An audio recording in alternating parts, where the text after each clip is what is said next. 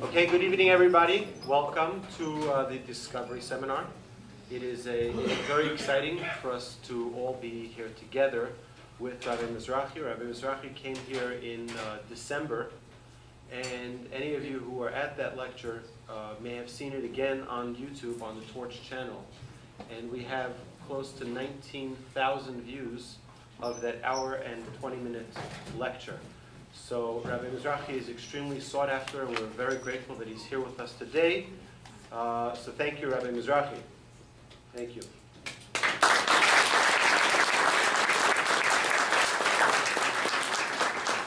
As many of you know, Torch is the sponsoring organization tonight. Torch is the Torah Outreach Resource Center of Houston. And what we do here at Torch is provide adult education throughout the city so that people can learn and feel connected with their Judaism wherever they go, and feel connected in a place that's welcoming, inclusive, and is enlightening and enriching. Tonight, we have a special sponsor who wanted to stay anonymous, but he could stay anonymous till tonight. But now that we're all here, I want to thank Brian Thumb. Thank you so much.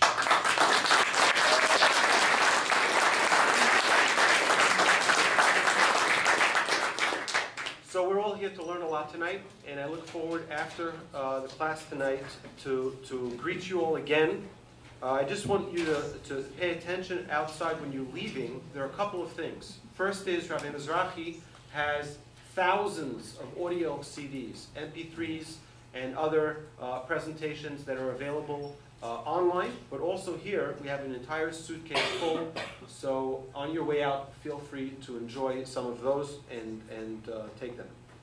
Also, we have these little flyers that you may have seen of Torch programs. I just want to point out one of them, which is beginning in a week from this coming Wednesday, which is the Bar and Bat Mitzvah program. All right, it's an adult Bar and Bat Mitzvah. Last year we had 15 participants in the program, and this year we're looking forward to growing that number.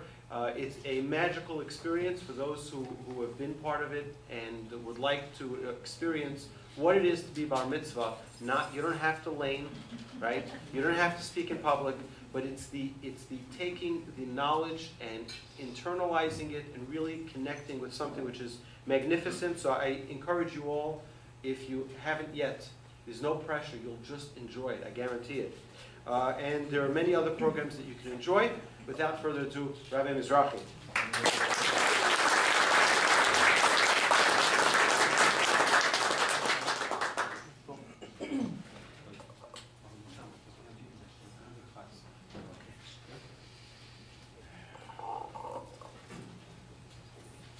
Good afternoon, everyone, or evening. Last time I was here, Baruch Hashem, it worked out to be a tremendous success. As Rabbi Volby just said, we had 19,000 minus 100 views only on his channel. But there's many, many thousands on many other channels. So we had, my guess, maybe close to 100,000 views on a lecture that we did here in Houston. Hopefully this one will be just as good. I'll be happy, or more.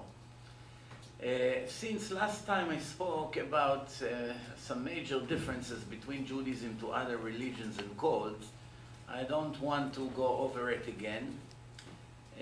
Just one thing that you know, I brought you 5 different kinds of CDs and DVDs, briefly, that you know what you're taking.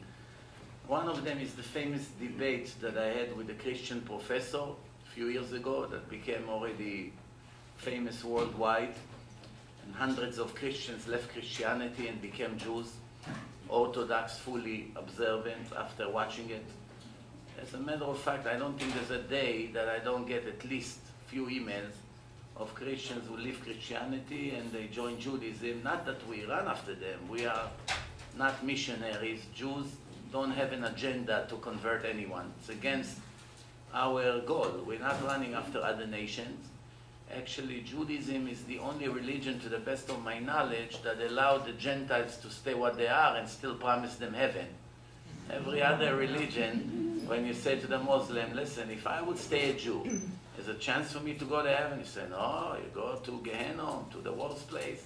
You ask the Christian, if I won't accept JC and I will stay a Jew, do I have a chance to go to heaven? No, absolutely not. You have to believe in him. And any other cult. The Jews, which have the only truth of God, and you're going to see some of the examples that I'm talking about soon, they are the only one who gives the objective opinion of the creator of the world to humanity. Nobody gave an objective opinion. Everyone has an agenda. Believe it or not, it's not the time to discuss this tonight, but even among Jews, there are cults that have an agenda, and they act as missionaries. And they're also false. You should know what I'm talking about. The truth of God is a public truth. He gave it to the Jewish nation 3,330-something years ago. And that's obviously a public event. Millions of people witnessed that. And in that book, there's no other. There's one book, one truth. Everything who came later, it's an imitation. It's full of contradictions, full of human errors. All you need is to be a little bit educated. No need to be a genius. A little bit educated to know right away that those religions were never written by the creator of the world. Why? The creator of the world doesn't make mistake in level of kindergartens. You know, people, as bright as they are, we make mistakes. People are people. Nobody is perfect. Almost there's not one book that was ever published without some errors in it. It's normal. Nobody gets upset. It's the way of humanity. But when it comes to the creator of the world, there's no room for mistakes. One mistake is too much already. One mistake shows it's human. You don't need more. You don't need more than one proof to know the book is not from God. All you have to do is to find one error over there. And after that, you know right away that this book basically was not given by the creator of the world. So I brought you the famous debate on a DVD. It's a 3-hour debate, all on the New Testament, proving to the professor that his religion, which he preached for 31 years and teach all the priests in New York, it's all false. And guess what he said in the end? I'll tell you the end.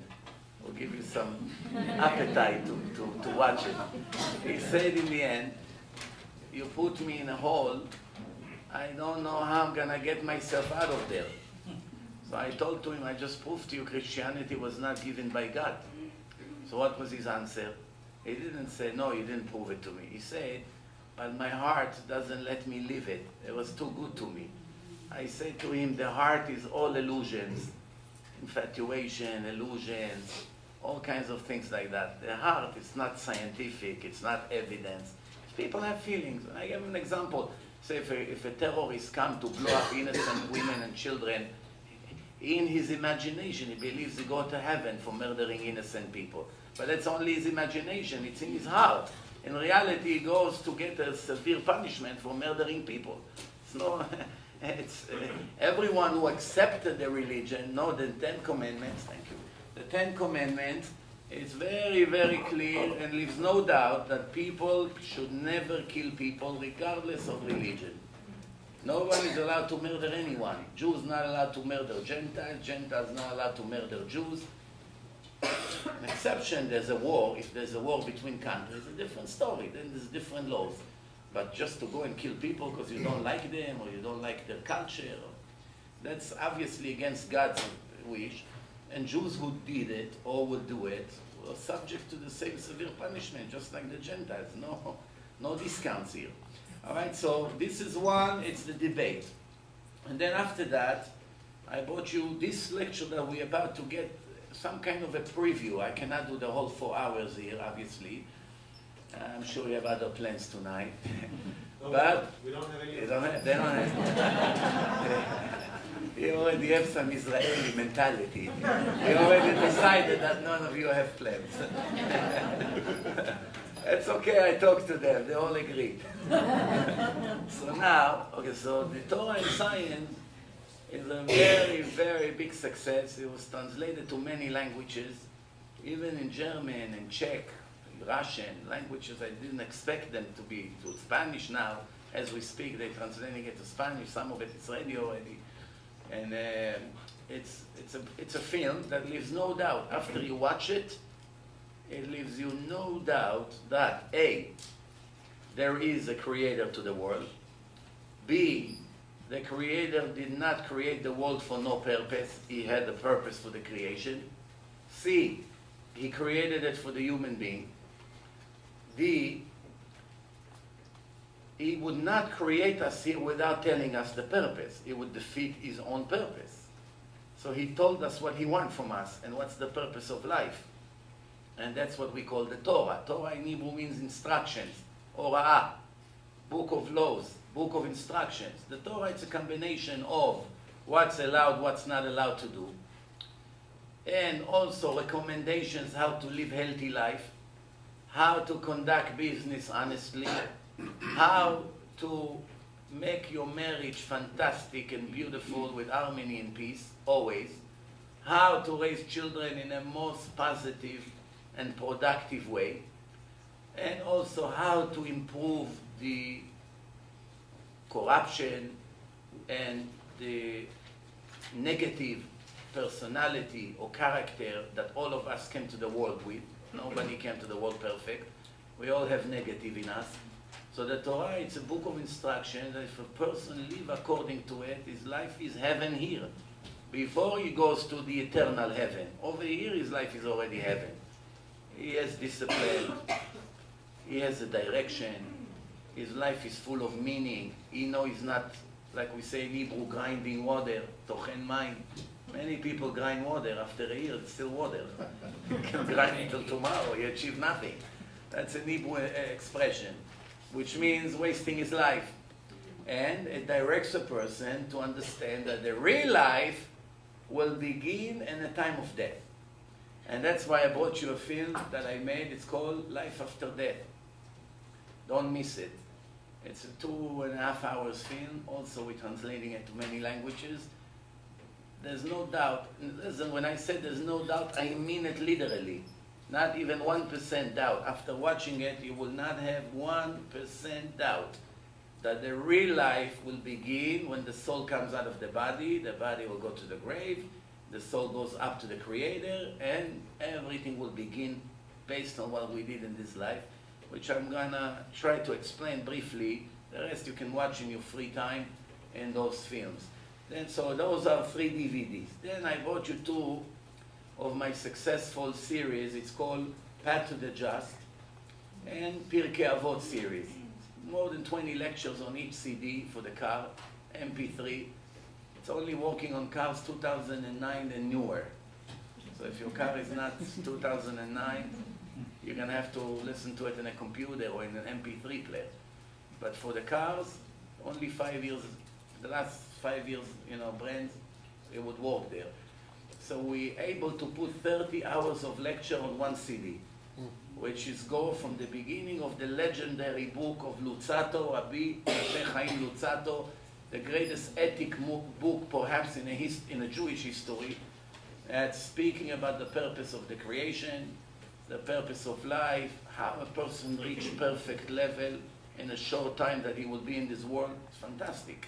Even non-Jews who listens to it, they change their entire life. Before they even watch Torah and science, before they even watch the proofs, before they still convince 100% that the Torah is the book of God, just by listening to this series, many Gentiles wrote me that it changed their entire life. Like one non-Jewish businesswoman, she has a big office with lots of employees.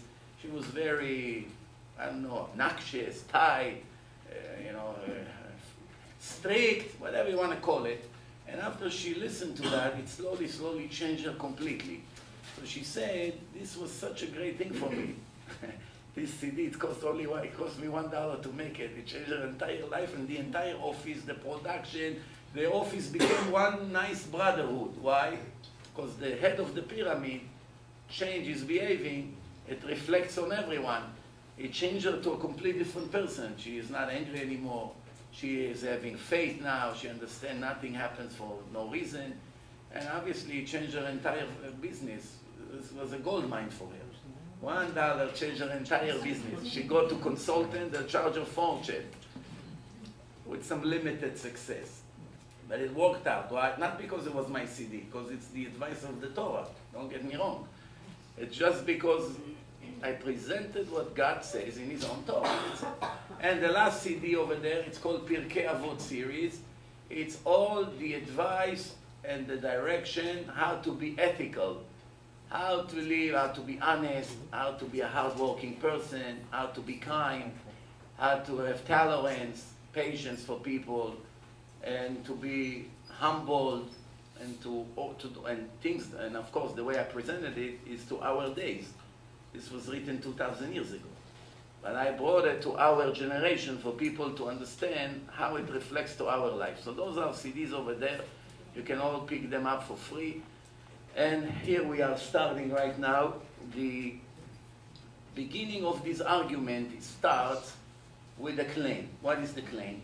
The claim is we never found anything in the history that was created.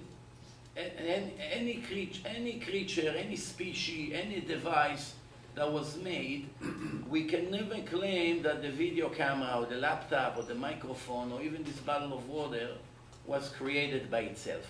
If a person would come, an intelligent person, and he would see a symmetric device, like a chair, a table, everything that you can see that someone put design in it, if he would come and say this computer was made by a random explosion, you definitely don't want to marry this guy.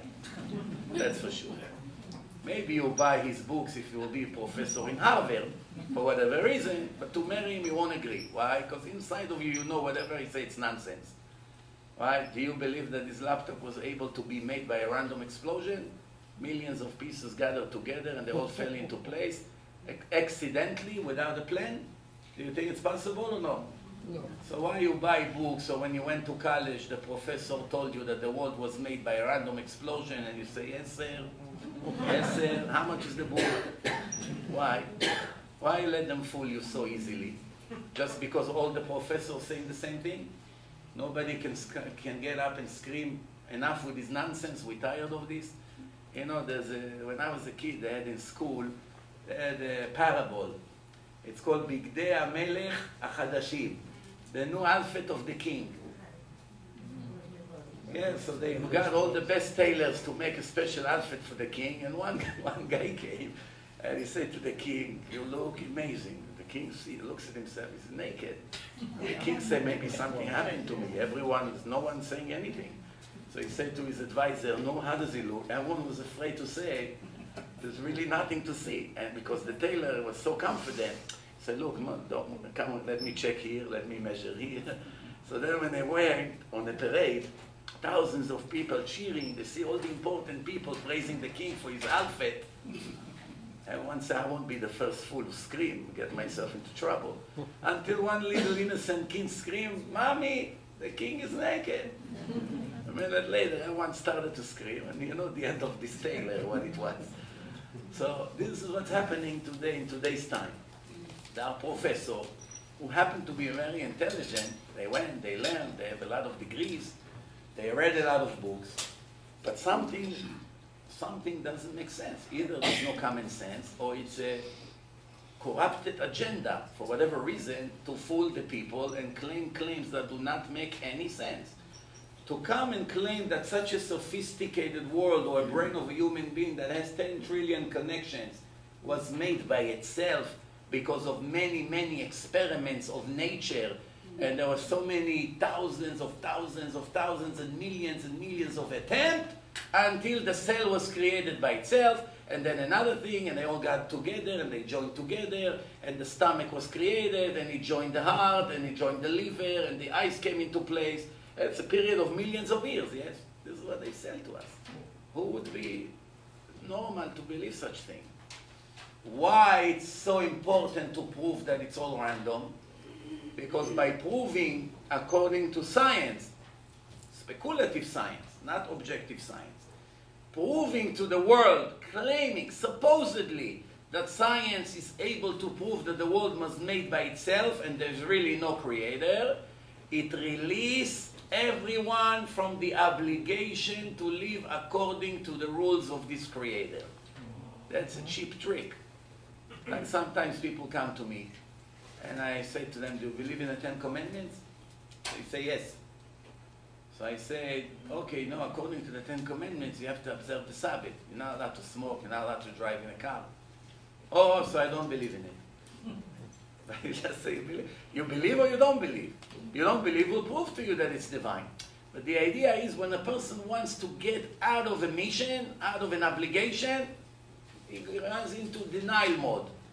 Denial mode, but the reality doesn't change.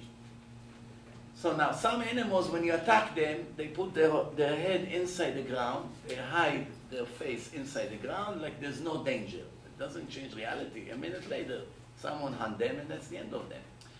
Now, we go back to what we started. So, if there is a creator, if we look at this world, we know somebody made it. Who is this creator? We don't know yet. But someone made it. Someone with an amazing ability made the world. He made oxygen, he made water, he made mountains, he made sand, he made diamonds, he made a lot of interesting things in this world. 2 million different species, they all connect one to another. It's one chain. If you take one of them out of nature, it ruins the balance. He made billions of galaxies. He made the sun. 15 million Celsius degrees, 15 million. Here today, I almost fainted here from the heat when I got here. And it's only 30 degrees Celsius today. 30. 89, I heard on a plane. 89, it's about 30, 32. So 30, we almost faint. Imagine 15 million. That's the temperature inside the sun. And it never runs out. Did you ever see a battery who runs forever? And a commercial, they tell you, Duracell, Energizer, 2 minutes later it's here. I have all brand new batteries. Between the time I'm from New York to here, 20% of them ran out. Without using them, from the heat, I guess. But the idea is, the sun is running for thousands of years, and the energy comes from somewhere. Nobody knows from where. No scientists know from where. But it's against all odds. It's against human logic. This energy is created non-stop and supply light, and supply, whatever the plants need, and supply heat. And basically, without it 1 minute, there is no world. Eliminate the sun for 1 minute, we'll freeze to death, all of us, in a second. The world is finished. So, obviously, the Creator made a beautiful system. Now comes the next question. But what for? What for? If we try to eliminate religion for a minute, and we try to focus on our own human logic, common sense. If we take 100 secular people, and we ask each one of them, what do you think the purpose of the creation by the Creator? We don't know who the Creator is. It's not so relevant right now. Soon we'll get to meet him. But there is a Creator as a superpower who made this world. What would you guess the purpose of the creation is? Let's ask some of you. Not a religious answer, a secular answer. Person who lives secular, doesn't learn Torah, doesn't learn religion, doesn't follow religion, does whatever he feels is correct.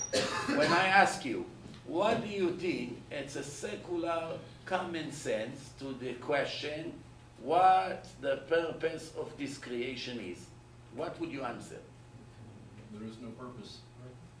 Did you ever see one product in a history that was made without a purpose? Show me one. I haven't seen all products that have been made. Anything you saw, I'm sure there's many thousands of them.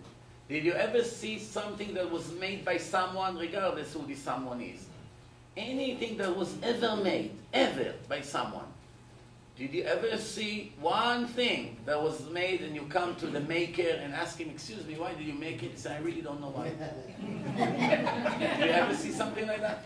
No, we're arguing in an honest way, huh? General Motors. That's Lashon Hara.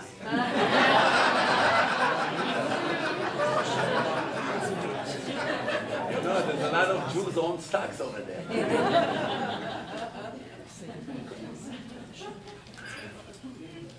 Anyway, so to the best of my knowledge, and I'm sure you agree with me, you never saw anyone who made anything ever that can answer, I don't really know why I made. Why you made a computer, Mr. Lee?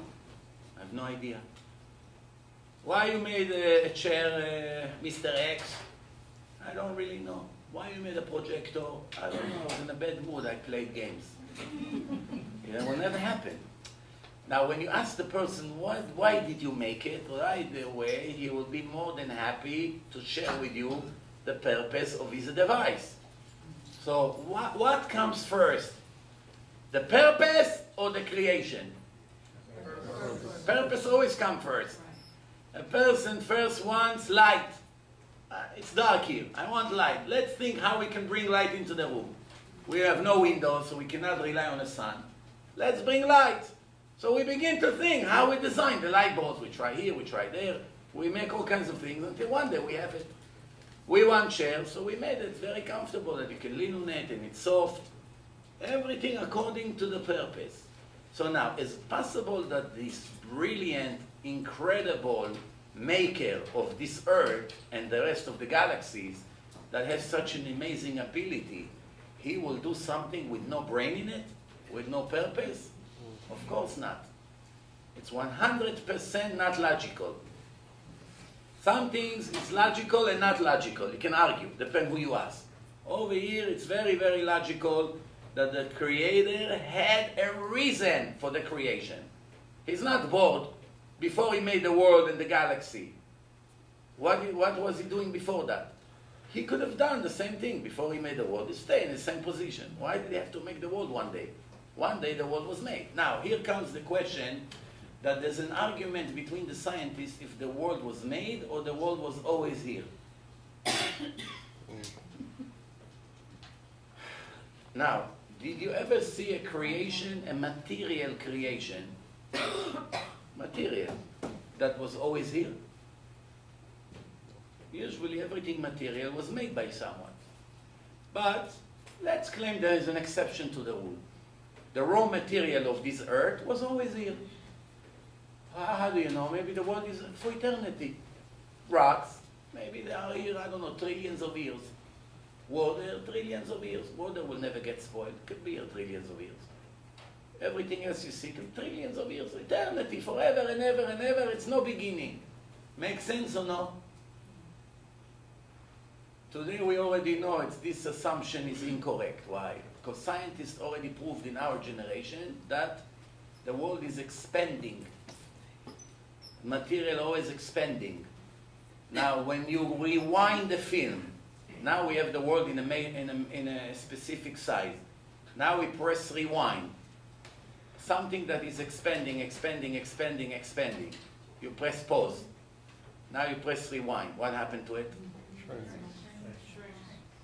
So it's going together, together, together until it gets to a place that there's no more ability to shrink anymore. That's it. It got to a little dot. That's, by the way, how the Torah explained the world was made. The world was made from one beginning, which was a rock. Even Ashtiyah. Where is this rock? Right above the Western world, inside the mosque of the Muslim. Why do you think the Muslim went to make a mosque over there? They read in the Torah that God said to Jacob, where he had the dream in the Moriah mountain, he said to him, this is the gate to heaven. This is the holiest place in the world. And when Yaakov woke up from his dream, he said, Ma nora makom hazeh. How horrible I dare to sleep in the house of God. I didn't even know this place is holy. And that place, by the way, was the same place when Abraham had the Akedat Yitzchak. Took his son Isaac to slaughter him, was right there. And they built the first Bet HaMikdash there, and then the second Bet HaMikdash. And then after that, 600 years later, the Muslim wanted to build a mosque. Where they will go? To where they read in the Torah, it's the holiest place, according to God, in the world. Now, Muslims and Christians, they believe in the Torah or no? Yeah. They said it. Christians, it's very easy. You don't need to know. You just know that they call the Torah the Old Testament, and they call their book the New Testament, which means it was made by the same writer. So there's no question. That's what the priest admitted to me. See, when I came to the priest, I already knew the opinions of Christians about the Torah. So since they admit that the Torah is the word of God, and the Jews admit, there's no arguments about that. You know, when you go to court, you and your partner had a delegation about money.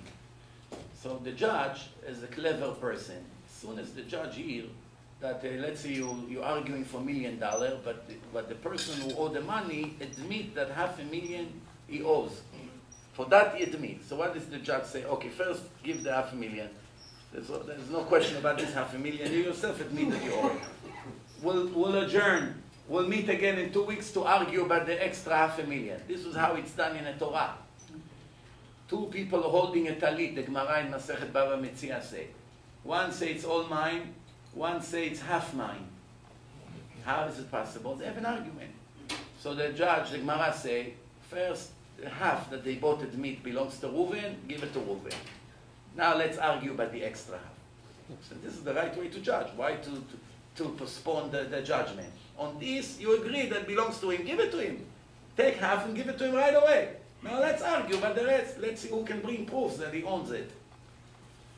So if Christians admit that the Jews received Torah in Mount Sinai in front of millions of witnesses, they say, we witnessed it.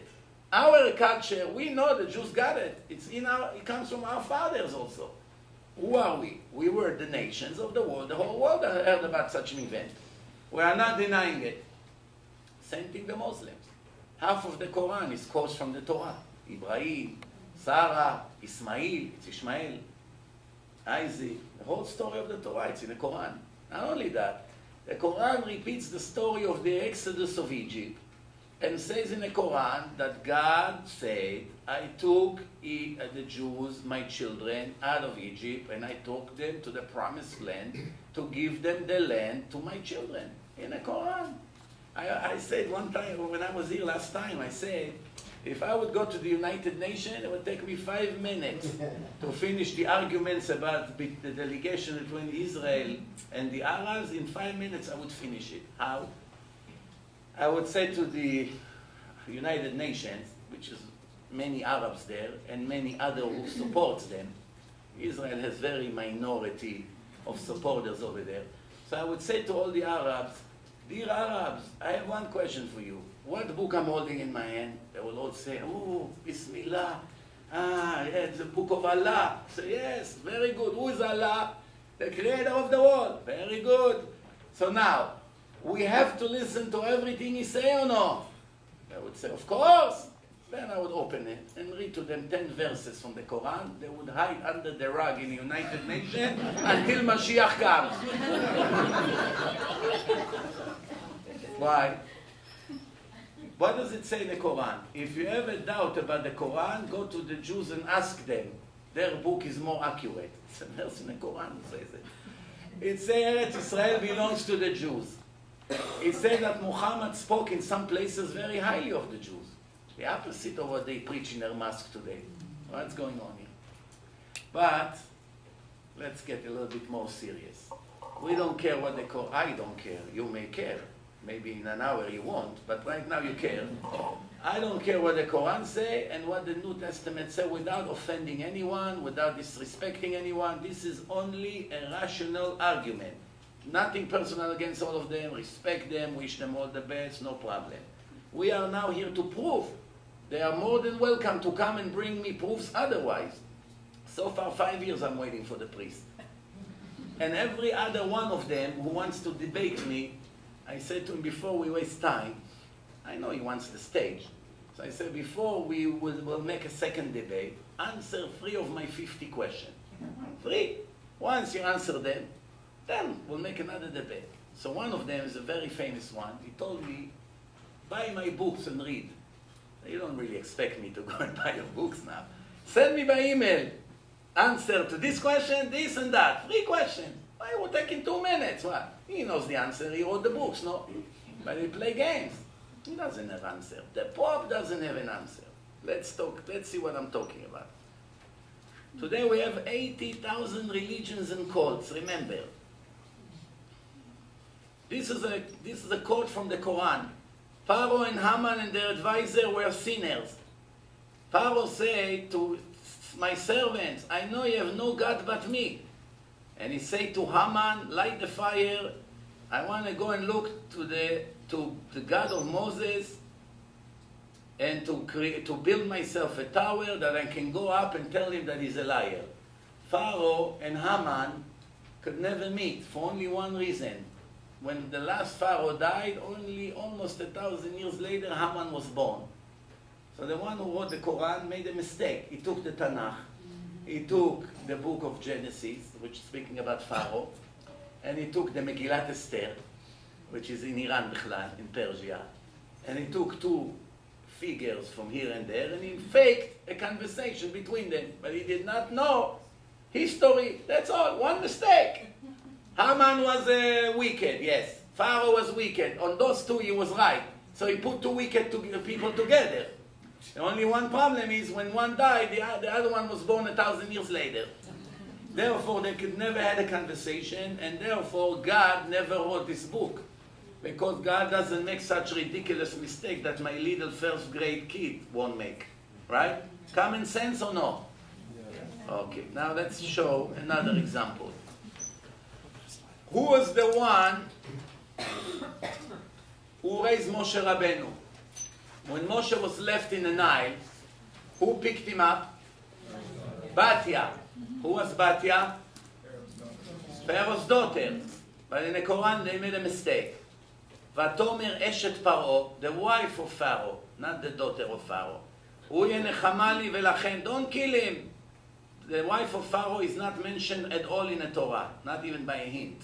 Nobody mentioned her. Who is the hero of the story? Batya, Bat Paro, the daughter of Pharaoh. But according to the Quran, it was the wife of Pharaoh. God doesn't know who Batya was, the daughter of Pharaoh. He wrote in part 1, she's the daughter, and in part 2, she became the wife. Such a mistake. Now let me give you another example. Who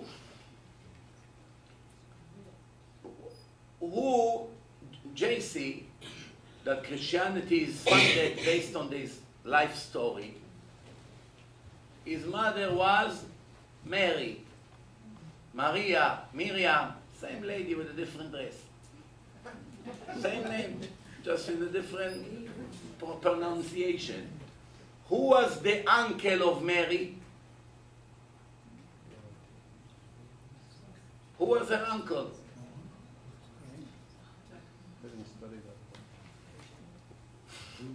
No, I should ask it even better. Who was the uncle of JC? Who was Miriam's brother? Miriam, the mother of JC. Everyone saw where JC came from, right? He is the mother. No question about who the mother is. The father, it's another story. But the mother, everyone knows where the baby comes from. That's, by the way, why Jews are Jews based on the mother, not the father, because the father you can never prove. The mother you can prove, the father there's no way to prove. Father's faith. Father's faith, 100%. So, according to the Quran, the uncle of JC was Moshe Rabbeinu. You're laughing, huh? 2 billion people run the world, shake the world, gain all kinds of support, and this is what their books say. They claim it's the book of God. God, according to them, they mixed two Miriam. Miriam, the mother of JC, who lived 2,000 years ago, and Miriam, the sister of Moshe and Aaron, who lived 3,400 years ago. So according to the Quran, Moshe and Aaron became the uncles of JC. When Moshe was 1,400 years before him in the Exodus of Egypt, and JC was in Eretz Israel. Moshe never entered Eretz Israel, as you all know. So you see, this is what I'm talking about, not just mistakes. Mistakes that leaves no doubt. This book was never given by God. Never. Never, ever. No chance whatsoever. Not a word there. Not only that, who was Muhammad according to his story? A person who did not know how to write and did not know how to read. Complete ignorant, living in a desert out of nowhere with no education. A non-Jew. And he comes and he claims that he's a prophet. Why is a prophet? Because he took a name of Malach Gabriel, Angel Gabriel, from the Torah, the angel of the Jewish nation, and he claimed that he gave him the Quran in the middle of nowhere, somewhere in the desert. There's two problems with the story. One, why would God give another book to a person that is not even belong to his nation? It's very clear in the Torah that God said that all his real relationship with people was through the Jewish prophet, through the Jewish people. All of a sudden, he's going to get someone from a different country. It's nothing to do with the Jewish nation. And on top of that, he doesn't even know how to read and write. Did you ever see that he chose such a prophet before? All the prophets were very righteous, big rabbis, big Talmidei Chachamim. All of a sudden he chose someone who doesn't even know how to read a word. But not only that, why would God give another book that contradicts his first book in so many places, and he would give it to someone in a bathroom in closed door or in a desert? Doesn't make a difference. Why?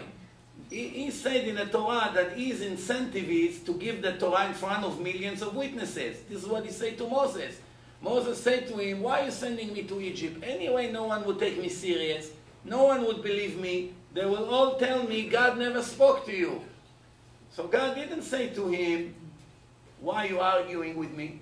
What did he say to him? He said, they're right. Why should they believe you? Just because you say story?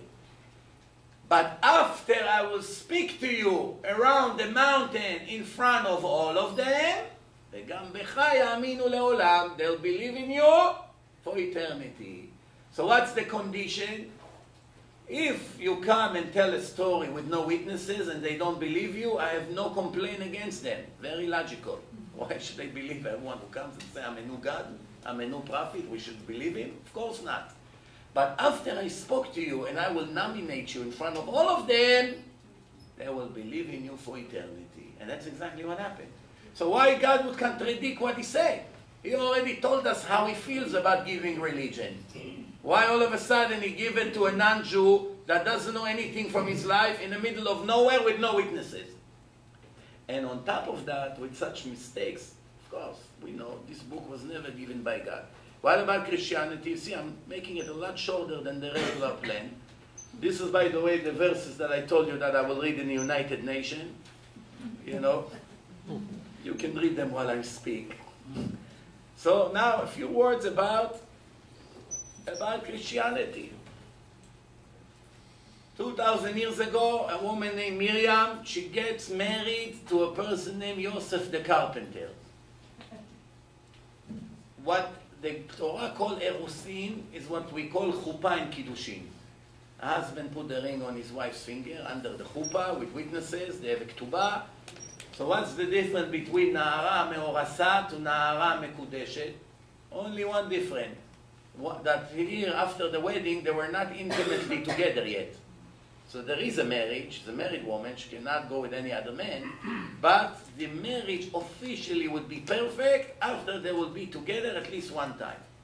So the difference between Joseph and Mary, they got married, but they were not together yet. He went out of town and he came back and he see, Baruch Hashem, she has a nice stomach, and he asked her, I don't understand, I never touched you. What's going on here? How are you? What's going on? So she said to him, I ate a lot of cream cakes, I gained weight. No, that's not what she said. She said, you suspect me that I cheated on you? Shame on you! God came to me in a dream, and he made me pregnant. And this boy will be very special, da, da, da, da, da. We know it. We read it in the New Testament in the first page. There's only one problem here. What is the problem? The problem is, why from all the women in the world, God would come to a married woman? Why does he want his Messiah to be a mamzer, illegitimate boy? The Torah says mamzer cannot be a part of the Jewish nation, cannot marry anyone. It's like ban on a ban. If a married woman cheated on her husband and she had a kid out of the marriage with another man, this boy called a mamzer, illegitimate boy. There's a list of restrictions against him. He's a definitely second or third class citizen. It's very, very limited and his life is miserable. Why from all the people in the world he would come? There's plenty of single righteous girls. He has to come to a married one? That's question number one. Question number two, it contradicts what he said in part one. He already said that when he gives a religion, he wants everyone to hear. Not in a woman to a dream. In a dream you can prove what you had or not. Even the person who had a dream is not sure 100% about the details of his dream. How other people can testify if the dream is legit or not? There's no way to testify. And plus, there's another problem. The New Testament begins with the genealogy of Yosef the carpenter. Who was his father, and who was his father, grandfather, and father, all the way to King David. Why it's important to start the New Testament with linking Joseph the carpenter to King David? Why the New Testament has to start with King David? What's the connection? Why? Because the book that God gave to us, the Jews, it said Messiah, son of David. Has to be the son of David. Cannot be from a different family. It can be very righteous, but he's not going to be the Messiah. Only from the family of King David. So they're trying to prove that Joseph the carpenter, which is another Jew, is a grandson of King David. There's only one problem. If you look at the 4 evangelist books, they describe the genealogy in 2 of the 4 books completely different. In one book, they describe 1, 2, 3, 4, 20-something generation, and in the other book, they describe more than 22 different names. So what is it like? Imagine now you have Torah, and in one chapter on the Torah it says, Abraham, Terach gave birth to Abraham. Abraham gave birth to Isaac. Isaac gave birth to Jacob. Jacob gave birth to Levi. And then now you go to another chapter in the Torah, and it says like this. Terach gave birth to David. David gave birth to John. John gave birth to Bruce Lee. Whatever. 22 different mistakes. How can God make such mistakes? He doesn't know the right order. Doesn't know the right order. What's going on here? But that's not even the main mistake. Okay, no, there's a lot of contradiction. The problem is when you ask the Pope, we ask not the previous one, the one before, the Polish one. We ask him, we send him a letter. Who's the mother of JC? He said Mary. He said, who's the father? He said God. So we ask him, is God a grandson of King David? He said no. So why did you waste a page to prove that Joseph has something to do with King David when right after that you said that Joseph was out of town when Mary was conceived? It's not the father. It's nothing to do with JC. Such a ridiculous mistake. I promise you, take a little kid, 5 years old, he won't make such a mistake. The one who wrote it had almost no knowledge at all. Such a low level of knowledge. And 1.5 billion people and trillions of dollars and churches everywhere, and it's all has nothing to do with God. The opposite. A Gentile in America that is not Christian, has no religion, no nothing, is much more righteous than a person that is fanatic Christian. Same thing in Arab countries. Muhammad that is not religious at all, he has no religion, and Muhammad that is willing to die for Allah, for all the laws of the Quran, the secular Muhammad is much better in the eyes of God than the one who fasts every year 40 days in the Ramadan. Why is it? Maybe I'm exaggerating. Usually if you know me by now, Baruch Hashem, in 20 years, nobody ever caught me on a lie. Baruch Hashem. And it's hard because I have millions of people over the years that attacking, massive. When I say something, I have a backup for it. Now, why do I say what I say? I give you an example from the Jews. You have 2 Jews, again, without offending anyone. I hope no one is too sensitive here to think that I came to put anyone down here. Now, that's exactly the opposite of my intention. I respect everyone. I didn't come to speak against anyone individually. It's a philosophical argument like millions of others who took place. Nothing personal. You don't have to agree with what I say. If you have proofs otherwise, I'm more than happy to hear your opinion. No problem. So please, no, not to take it on a personal level. 2 Jews. One called himself Reform Rabbi, and one called himself an atheist. Itzik from Shenkin in Tel Aviv with the earring and ponytail, and the rabbi, whatever his name, he comes and says, Shalom Kvod Harav, hello Rabbi, please have a seat. Itzik with the ponytail, please have a seat. Who do you think is closer to God? The Reform Rabbi or Itzik that say, I'm an atheist? The answer is absolutely the atheist. But the question is why? He called himself a rabbi. He called himself a religious Jew. So why Itzik is better? Itzik is not observing Shabbat, he's not putting tefillin, he's not eating kosher. He may even consider to marry a non-Jew. Doesn't care that his children will be not Jewish. So what makes him better than the Reform rabbi? What makes him better? The answer is, there is a difference between coming and saying, I'm a sinner, I'm not interested in a book, I'm not interested in God, I'm not interested in his laws, I don't care what's going to happen when I die, I don't care about reward and punishment, leave me alone. That's Itzik. But there is another person standing in front of us who come and say, I'm religious, I love God. I'll tell you what God wants. He wants you to marry men with men. But the Torah says it's a very, very big sin. Very big sin, horrible sin. The world should be destroyed and not to do such a sin. So no, no, no. Come, bring Itzik and Shmuli, let's make them husband and husband. That's what he said. The next day he said, I want to marry Isaac and Christine. I said, not allowed. Christine, she's a very nice woman, very nice, righteous non-Jew, everything fine. And the Jew, horrible person. But the Torah says Jews don't have permission to marry any other nation, not because the other nations are bad. Nothing to do with good and bad. I'm making it clear to you. The word Jew in a history and the most righteous Gentile in a history have no permission to get married. The Gentile is also not allowed to marry the Jew. He reads in the Torah that they claim and they learn in the church that it's the book of God, and he reads in the book of God that it's a horrible crime. How does he participate in such a crime? I had a case. One day I get a call from Florida, an Israeli guy. I pick up the phone. This is how it was. Rabbi, you ruined my life. Who is speaking? My name is such and such. His last name is Cohen. He said, I watch your debate with my wife, and my wife wants to leave me now. So right away I understood his wife is not a Jew, what she wants from the debate. So I told him, your wife not a Gentile? He said, yes, Sicilian, Italian. I said, but now even if she wants to convert, I'm not allowed to stay with her. Because a Kohen is not allowed to marry a convert. All other Jews allowed, Kohen is not allowed.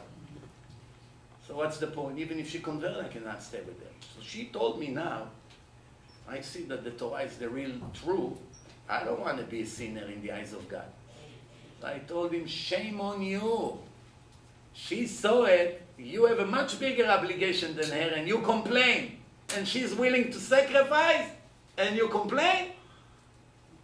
The end of that story was that this righteous girl was Jewish. She went and started to investigate, and she got a stamp from the Jewish court in Jerusalem that all the evidence that she showed that her grandmother was Jewish. And there was a happy end to the story. But just to give you an idea, that I was thinking that she's a non-Jew, was willing to sacrifice her marriage after she just saw in my film that I show in the Torah a few times that it's a very big sin for the Jews to mix with the other nations. And again, don't look for reasons. It's a decree of Hashem that his children will not mix with any other nation, regardless who is better. Even Eov, which was a non-Jewish prophet, he wants to marry the worst Jewish female in history. You name her. She's not allowed. Eov is 1 billion times better than her. He's a Gentile prophet. He's a very righteous prophet. Non-Jew. Big prophet. She's not allowed to marry him. Just for those of you who think that, oh, we think we're better, that's why we don't want to marry them, that's not the case, Bichlal. Even if we see in our eyes they're better than us, still don't have permission. Why? God told us not allowed. It's nothing to do with our decision. Believe me, it would be a lot more convenient for us to marry whoever we want, fall in love with a girl, she's a nice girl, who needs the headache? It's not in our hand. So now he sits here, the Reform rabbi, and says, no problem, I'm the new God, come, I'll marry you. Itzik won't marry her. Itzik said, leave me alone, I don't want to be religious. But I don't also want to modify the book of God. God said to keep Shabbat, I'm not interested. He doesn't say you don't have to keep Shabbat. God said to eat kosher, I'm not interested. I want to eat whatever I want. But he doesn't say you're allowed to eat pork. You understand? Same thing over here with the other nations. When Muhammad, the Muslim, the fanatic, he follow a fake book. That means he tell the world, this is the book God gave. It makes him very angry. because he never gave that book. When the other Gentile, Muhammad, doesn't follow any book, no, it doesn't make any sense. He doesn't come and say, oh God, I'll tell the world which book you gave. Let's put the Torah on hold. This is the real book. No. You understand what's going on here? So it's an absurd that the Muslim who fast and kill himself with all these laws that they have will actually get punished more than someone who did not keep all. Two Arabs, one did whatever he wanted. One followed the strict laws of the Quran. The one who followed the laws will get a bigger punishment than the other one. And that's the truth, 100%. And if you understand it a little bit deeper, it makes perfect sense. This is what I always say for 20 years. Ignorance is the biggest enemy of the human being. Jew and non-Jew. Ignorance. When I got my first laptop, the only reason I got it is for this lecture, that I'll be able to go one slide after the other. They told me, listen, you don't know anything about computer. Even the biggest fool knows how to click a button. Well, don't worry, I will stand next to you in a seminar. In case you made a mistake, we have an assistant next to you. Because I was afraid from computer, you know, I was primitive. So I said to myself, no, I'm still managing with the overhead projector. I mean, no speaker in the world use projector. These days are over. You have to use laptop. So when I got the laptop, you know how they say, "Ima ochel ba ta'avon." With the food, you're becoming hungry now. You say, no, I'm not hungry. You smell the steak, you become hungry. As soon as you taste, oh, give me another one. What happened? You just say you're not hungry. The food made you hungry. Appetizers. So what happened? As soon as I got my computer, I got a little bit greedy. I said, oh, you people starting to send emails. I might as well learn how to write emails. I started to play. I figured it out how to type, and to send, press send. Don't have to be a genius. But that's what I was doing. I was getting a few emails a day. We're talking many years ago. Today, what I have in a minute, I didn't have back then in a week. What I have today in a minute. But back then, I still have, some time.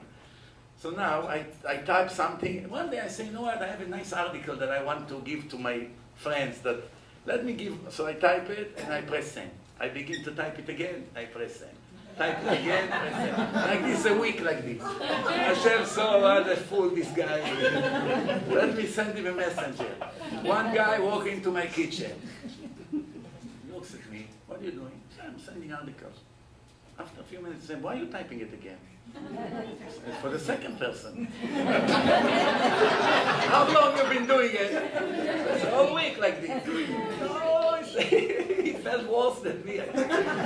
Unbelievable. Who taught you like this? No, 1, 2, 3, check. Type it once, it goes to 1,000 people. Why do I tell you the story? When a person is ignorant, no matter what, not only in religion, in life, in accounting, in medicine, in computer, it can destroy his life. And it's sad, because 1 hour of education or 5 hours of education make his next 70 years paradise instead of Gehenna. So that's like they say in the Israeli army, what doesn't come through the head, comes through the legs.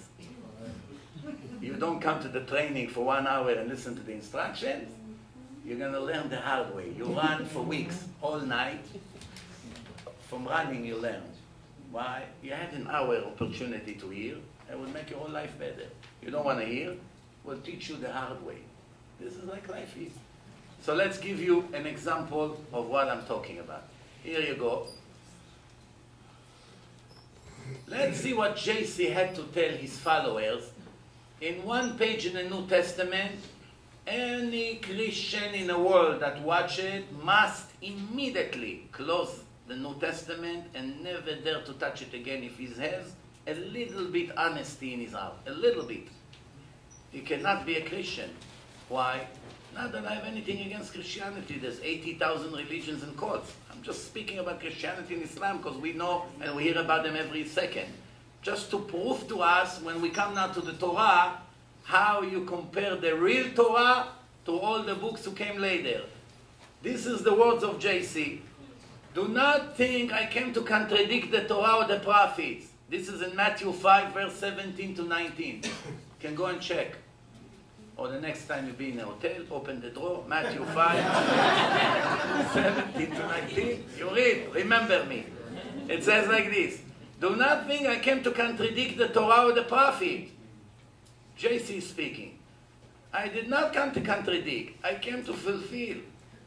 I'm telling you today, even if heaven and earth will be destroyed, even one yud, the smallest letter from the alphabet, even one yud from the Torah, even a part of the yud cannot be erased.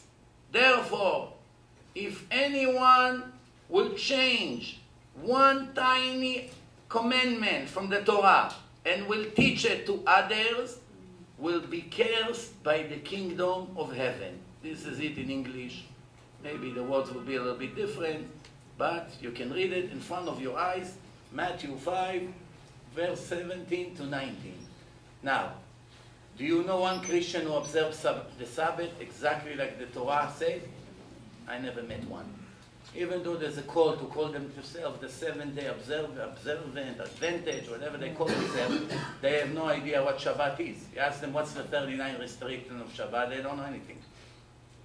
How they observe the Sabbath? They don't have oral Torah. Without oral Torah, we wouldn't know one law how to keep it. The oral Torah explains all Judaism. Without oral Torah, you don't know one thing from the written Torah. You cannot keep one mitzvah, nothing. Everything comes from the oral law that God gave Moses together with the written Torah. Therefore, all these codes who claim, hey, we keep this, we keep that, even if they think they keep, they're very, very far from what God said to keep. They have no idea what they're talking about. So, if JC told them, God forbid to change one letter from the Torah or one of the commandments, why they don't keep even one of the 613 commandments?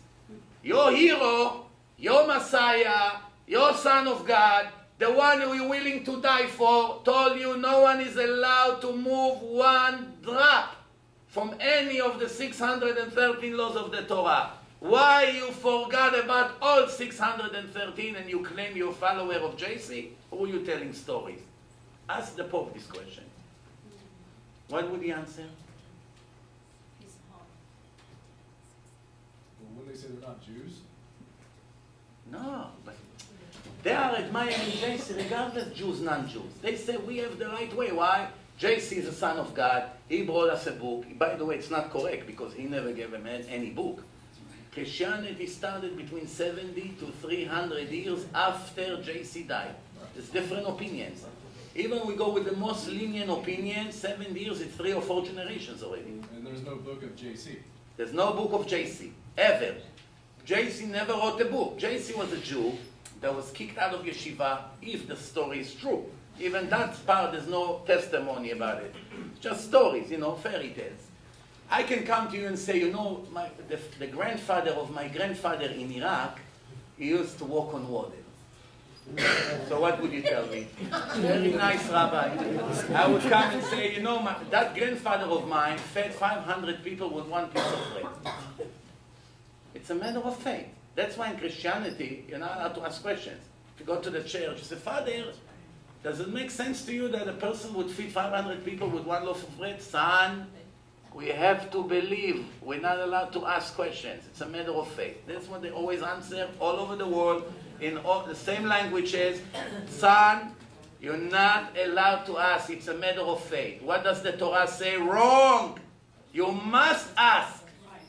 Challenge. Scream to the rabbi. Prove to me I don't believe it. How do I know he didn't make it up? When you have the truth, you do not block the mouth of the listeners. You let them ask whatever they want. If you don't want people to ask, that means you have nothing to answer. You understand? So here is an example how 4 billion people in the world following 2 books and they have no idea what they're doing. No idea whatsoever. Now, let's see another amazing thing. Who did Abraham bought the cave of Abraham, Isaac, and Jacob, and Sarah, and the mothers? It's Me'arat HaMachpelah. Yeah, the cave of the couples. He bought it from Ephron Achiti. Where is it? In the city of Hebron. Where did they bury Jacob? In that cave. Who's the father of Shechem in the Torah? Hamor. It's the father of Shechem. How many Jews went to Egypt with Jacob together? 70. All this is in the written Torah. In front of you right here. All these facts are in the written Torah. This is the questions on the left. This is the answer in the green. This is what the Torah say. In all the Torahs all over the world, there's only one Torah. By the way, one more thing you should know. There are more than 200,000 different Christianities. Did you know that? More than 200,000. Which one you want to choose? What does it mean? There are 200,000 different New Testaments in the text. Even if one of them was from God, it's gone a long, long time ago. Which one is the one? It's gone. It got mixed with all the others. You don't know. You will never know which one is the original book of God. You never know. If you erase one letter from the Torah, it becomes a napkin. You put it in a suitcase and throw it in the El Al luggage. One letter, one yud. You delete one yud from the Torah, you put it in a garbage bag, those big black ones, and you throw it by El Al. Hey, it's Sefer Torah, why are you throwing it? It's nothing. One letter came out, it's not holy anymore. It's not perfect divine. It became human. Look how precise divine means. Divine means if you have 1 billion digits with one dot, the dot is there, it's not divine, it's nothing. But you have 1 billion digits, one dot is missing, one tiny dot. It's nothing. The computer won't find the address. Enter an address to the internet. Put thousands of letters, one dot is missing. Computer show error. 404, error. I hate this number so much. So, what does the New Testament say? Again, kindergarten mistake. Look, reading about it. Jacob was buried in the cave of Abraham, Isaac, and Jacob is in the city of Shechem. Not Hebron, Shechem. What happened to God? He doesn't know where is Abraham, Isaac, and Jacob are buried? Can you believe such a thing? Imagine me coming here today and showing you a book and say, God gave me the book and I'm the new prophet. So all of you are clapping, Baruch Hashem, you're all polite. Then you open the book and he begins to read and he say, one day 2 airplanes crashed into 2 towers in the city of Brooklyn. What would happen in a room after that? Everyone would scream, Manhattan! So, but the book said Brooklyn. What would happen to me? If you're Americans, you would say, poor guy, never. If Israeli, you take eggs. Liar. You're coming to claim that God gave you this foolish book? So why they didn't do it, the Christian? When they read that the cave of Abraham, Yitzchak, and Yaakov, it's in the city of Shechem, Nablus, and the Torah, and everybody knows all over the world that it's in the city of Hebron, how they're not going crazy? How they waste another minute on it? Let's move on. We wasted enough time on this, but for me, it's very important to present it, because now when I speak about the Torah, you know to appreciate what does it mean, real divine. So this is a book of the Torah. This is the first example from the Torah, Deuteronomy chapter 4. The Torah is speaking about what would happen to the Jewish nation if they betrayed God, as unfortunately we did more than once. So the Torah says, "Lo ta'arichun yamin alea ki yishamet yishamtun." You would not survive for long. You will be, God forbid, destroyed. "Ve'efitz Hashem etchem ba'amim." God will spread you in the nations. "Ve'nish'artem etei mispar." Only few of you will survive. Remember, this was written 3,300 years ago. Look how it's precisely what happened to us. Only few of you will survive, and in the countries that you're going to live there, you will worship fake gods. The god of the wood and the god of the stone. Interesting. Those gods are worthless and helpless. They cannot smell, they cannot see, they cannot do anything. When you read it, you're thinking to yourself, it's probably speaking about idols. Idol you make from wood, you make from rocks. It's talking about idol worshipping. But let's think again. Which two religions have those two symbols, the wood and the rock? Christianity is knock on wood, right? The wood of JC. And the Islam have this big rock in Mecca, Saudi Arabia, every year in Ramadan, 2 million people around it, right? That's the big rock. So now, you may tell me, very nice, but that's a little bit manipulation. You decided that he speaks about Islam and Christianity. We don't see it clearly in a text, right? We have to be 100% honest. There's no manipulation here, only searching for the truth. So I will insist that it's definitely speaking about Christianity and Islam. Why? In order for me to explain to you, let me give you a little introduction. The Torah is full of mathematical codes. What does it mean, mathematical codes? If I want to send a spy to Iran, so I take a Persian Jew, I make him a mustache, you know? I make him dress like an Iranian in these days, and I send him to Tehran. Now he has to send me letters, but we know that they open the mail, especially when they see he comes to America, they'll open the mail. So he wants to tell me how many atomic bombs they already have. So he somehow got a job in one of the atomic nuclear facilities there. Now, how is he going to write to me there is already 3 bombs ready to go? And the size of them. How is he going to write it to me? The answer is we agree on a code. We say, you're going to write me a fairy tale story. I woke up in the morning, I had a headache, I went to the grocery, I bought bread, I make myself omelette, I lay in bed. Nonsense. But I read it. 2 friends writing to each other. But you and I know the secret. Every 50 letters of the story, I will circle with a pen, and I get rid of all the rest of the letters, then I put all the letters together, and that's the code. They would not know what to look for. You and I will transfer information to each other by code. That's exactly what God did when He gave us the Torah. He gave us the Torah describing what's happened until now, and what would happen in the future. But He also told us many of the details of our life today by putting them inside the text in equal mathematical minimal skip. The highlight on the word minimal. Why minimal? If it's not minimal, you can find almost in every book random codes without a plan. So many thousands of letters. You're going to find all kinds of combinations. No, no, no. We're not interested in 1 letter here, 10,000 letters there, 10,000 there. No, no, no. We want it all to be in one page to show that they're all connected to each other.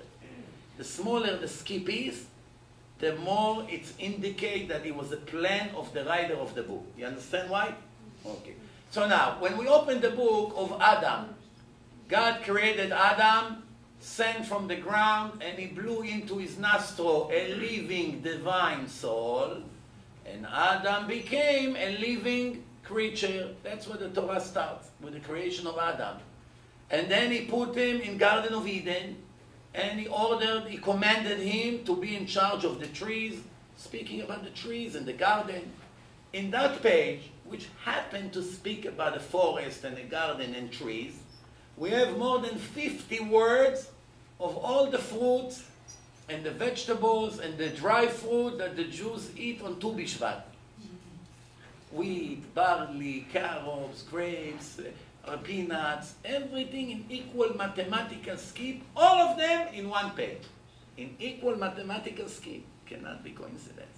In a page in the Torah that speaks about garden and trees, all the words that connects to that garden, it's all in equal mathematical scheme in the text.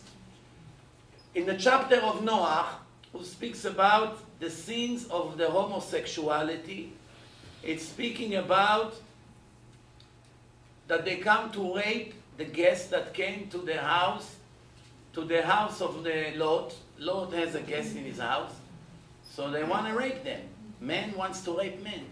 So he said, take me. He said, no. Take my daughter. No. we give them to, they didn't know the angels. They came like people.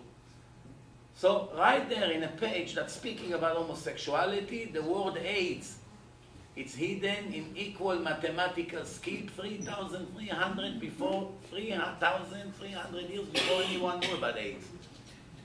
Aleph, Yud, Yud, Dalet, Samech in that page. How AIDS came to people's body? From the monkey. They took blood from a monkey. It says in that page, Me hakofim, from the monkeys in equal mathematical skill. What is AIDS? Machala badam, a sickness in the blood. Machala badam in equal mathematical skill. All in one page who speaks about that sin. Now, let me show you what else the Torah says. Pay attention here clearly what's happening here. It says, from this yud right here, you count 50 letters. You get the letter, here, you count 50 letters, you get the letter shin. You count the circles, you count 50 letters, you get the letter vav. The religion of the wood and the religion of the rock, the religion of the wood, who is their main figure? JC. How do you write JC in Hebrew? Yud, Shin, Vav. Yeshu. Yud, Shin, Vav. Yud, 49 letters. Shin, 49 letters. Vav.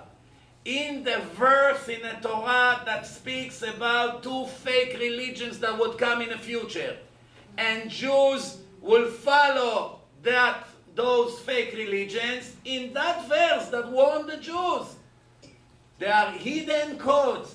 Yeshu and Mecca in equal mathematical skip of 49. Mecca, Mem, look at the square right here in the bottom. Go in reverse. 50 letters, you get Chaf. 50 letters, you get Hey. So you get Mecca and you get Yeshu in one verse that speaks about two fake religions. The religion of the wood and the religion of the rock. Can something like this be coincidence? Don't forget, when he was planted in the text, there was no Yeshu, no Jesus, no JC, no whatever. You have it in my DVD. You don't have to bother. It's in the DVD. But it's okay. Now, and Mecca. The symbol, the most important city for the Muslims is Mecca. Mecca and then Medina, and then all of a sudden they decided Yerushalayim is also important for them, even though it's not mentioned in the Quran even by one time. Jerusalem is not mentioned in the Quran once. Look how much noise they make for Jerusalem. Mecca, Medina, plenty of time. Jerusalem, not once. Not once Muhammad spoke about Jerusalem. But now they see the Jews love it. They came back to it. They'll give everything to take it away from the Jews. Not that they really care about it. Why it's not in the Quran? If it was holy, it was in the Quran for them. Not one time. Check it out. Not one time. There is an Israeli professor, Mordechai Kedar. You see him on YouTube. He's a brilliant speaker. He spoke in Al Jazeera. All the Muslim Qadis. So he said to them, I don't understand why you care about Jerusalem. Jerusalem is not mentioned b'chlal in the Quran. So the Muslims started to laugh hilarious. Jerusalem is not mentioned in the Quran. They were sure it's 1,000 times there. So he told all these ignorants who claim they know Quran, he told them, come on, show me where. It does not appear in the Quran once. But the city who important to them is Mecca. And the Torah say there will be two fake religions. The religion of the wood, the religion of the rock. Let me skip some of the things and let's move on to an incredible prophecy. By the way, this is the ratio. Christian is about 33% of the world. Muslim 19%, by tomorrow morning will be 20.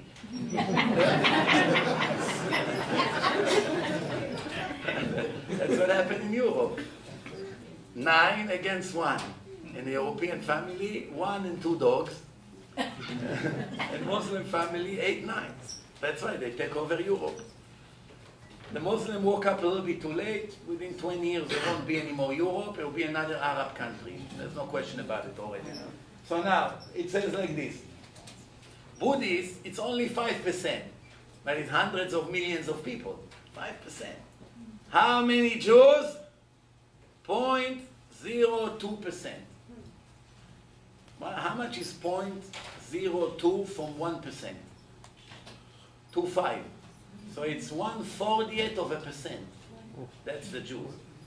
Imagine now, you have 2 sons. You give one of them from the inheritance. You give him 99.9, what is it? 99.99%, 98% of the money, and you give the other one 0.02%. What would he answer you? You know what? Take the 0.2%, leave me alone. Don't do me a favor. You're giving me. Thank you very much. Well, if it's Bill Gates, it's still worth something. You know? But this was the Jews. They asked now, they made a survey 3 weeks ago. A quarter of the world is anti-Semite. When the majority of them that say all kinds of anti-Semite opinions never met a Jew once in their life. Can you believe it? They asked people in Africa, in Arab countries, in European countries, in Ukraine, Russia. They never met once in their life a Jew, the majority of them. So they asked them, how many Jews you think there are in the world? They say more than 2 billion. Why? They hear about it every second on the news. Just like they hear about America and Russia. So they thought they own the world, the Jews. Imagine you tell those ignorants, Jews are 13.2 million all over the world, from 7.4 billion. They get the shock of their life. What? 13? In Queens you have more people. Queens. Queens alone. Brooklyn they have more people. Serious. Brooklyn has almost 30 million people there. What's going on? They'll never get it. It cannot be. These 13 million people and the whole world is speaking about it? לא הדלקת את המצלמה שלי. לא. זה לא עובד. עובד. אז למה זה מעוות? תראה על הקופסה הזאת למעלה אם זה על on-off. יכול להיות שזה על off. יש שם איזה סוויץ' בצד.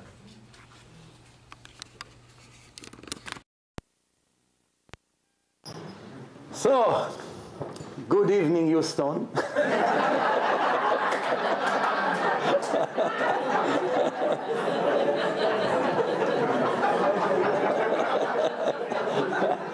How are you going to start the video?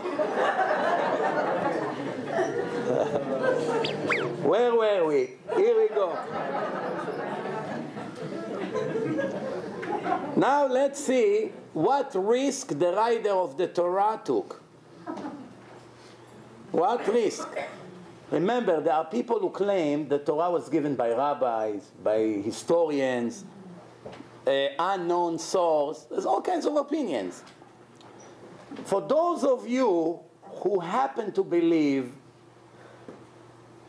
or have a doubt who is the writer of the Torah, now in the next 15 minutes, this doubt will be gone completely until the last day of your life on this planet. Guarantee. How am I so confident? It worked 20 years. Why wouldn't it work tonight? Let's see. The Torah comes to the Jews and says it like this. Remember, this everything I show you was more than 3,300 years ago. There's no Google and Facebook yet. No telephone, no UPS, no mail, no radio, none, no text. People live here, people live there, nobody knows about each other. Okay. God comes to the Jews and say, go and check from the day of the beginning. Remember, this applies to us today. The Torah applies to all the generations until the end of time. So God said to us today, go check in a history. From the day God created Adam on the earth, from one side of the world to the other side of the world. Did something like that ever happen? Did a nation heard the voice of God speaking to him from the fire as you heard and survived? Or did God ever try to take a group of people from a larger group of people with magic and war and strong arm and miracles as God did to you in the land of Egypt in front of your eyes. Your eyes saw that God is the master and no other. Translation. What did I just read to you? Besides the nice words. There is a promise here that a human being will never dare to write in a book. God comes to us today and say, go check in the back. Don't hesitate. Go check. Here we're allowed to ask questions. Everything you want. Go check from the day I created Adam until today. There is any group of non-Jews, any group, from no matter what country, that came together and claimed that I revealed myself to them and made for them magics and did all kinds of things to them? Can you point on a group? Remember, the highlight on the word group, not one individual. Individual plenty of times. Group, 50, 100, 1,000, 50,000, a million. Did a group of goyim, of a non-Jews, ever came and say, wow, God just came to us and spoke to us and gave us this book, or did this to us, or we made the mountain fly in the air? Did it ever happen? Your eyes saw the miracles that I did to you in Egypt, taking you out of Egypt, speaking to you. You heard my voice for the first and last time in history. No other nation had this revelation. Now I want to make you understand one tiny important thing, and that's enough. To be able to write such a thing, you must be God. A person cannot promise it in a book 3,000 years ago. How does he know? Tomorrow morning, 5 Italians can come and claim that God spoke to him in Venice. Over there, you know, they were in one gondola. They're playing backgammon, smoking a little bit. Wow, a light came, we all fell down. And he said, dear Tony, I choose you to be mine. Dear Vinny, dear Antonio, dear this, whatever. And they all come and they say the same story. And we all know they're lying. We know for sure they're lying. Maybe they took something, I don't know. But they're lying. But even if they're lying, it would be the first mistake in the Torah. Who got the point? Why? If they say the truth, I understand. Or the Torah say, I will never reveal myself to a group of non-Jews. But if they're lying, why should I be worried about it? Because the Torah didn't say, did I ever reveal myself? No. The Torah say, did ever a group of Gentiles claim such a thing? Not if it happened or not. Forget about it. Just if they come, a group of 50 non-Jews would come and fake a revelation. So God came to us and spoke to us in the desert. That would be the end of Judaism. Do you know a person that would take such a risk to write it in a book? How does he know? Tomorrow morning, 50 Ahmeds would come. Mustafa, Saeed, come all of you. Allahu Akbar, he just spoke to us. We just saw him. Finish. End of Judaism. Takes 2 minutes to finish Judaism. 2 minutes. 2 minutes. All they have to learn, well, maybe take them a month, but they learn the story, and after they know all the details, they come and they say everything that happened, and they learn it by heart. Go and prove that they're wrong. That would be the first mistake in the Torah, because the writer of the Torah took a huge risk. He said to us, to the Jews, you will never see a group of Gentiles claiming that I spoke to them. Only one individual. Never more than one. 80,000 times a faker started a new religion. 80,000 times.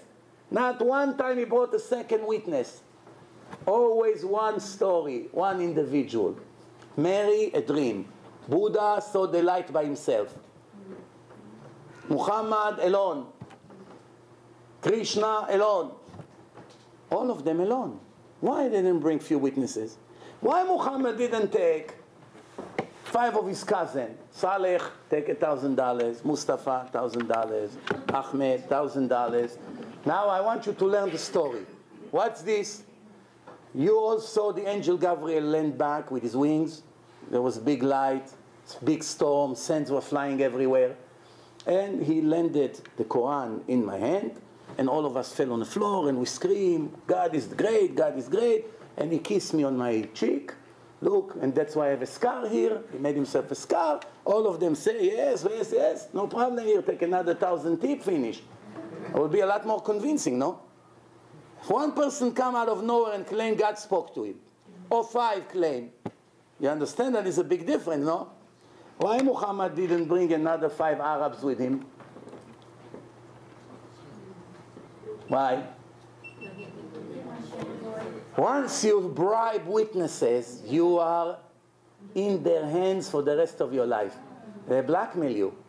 Tomorrow he come, hey, Muhammad, you became a billionaire. Everyone gives you donation. What about us?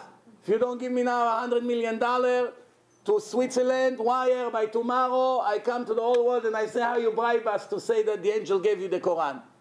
We want more. It'll be a problem. He doesn't want anyone to know his lie.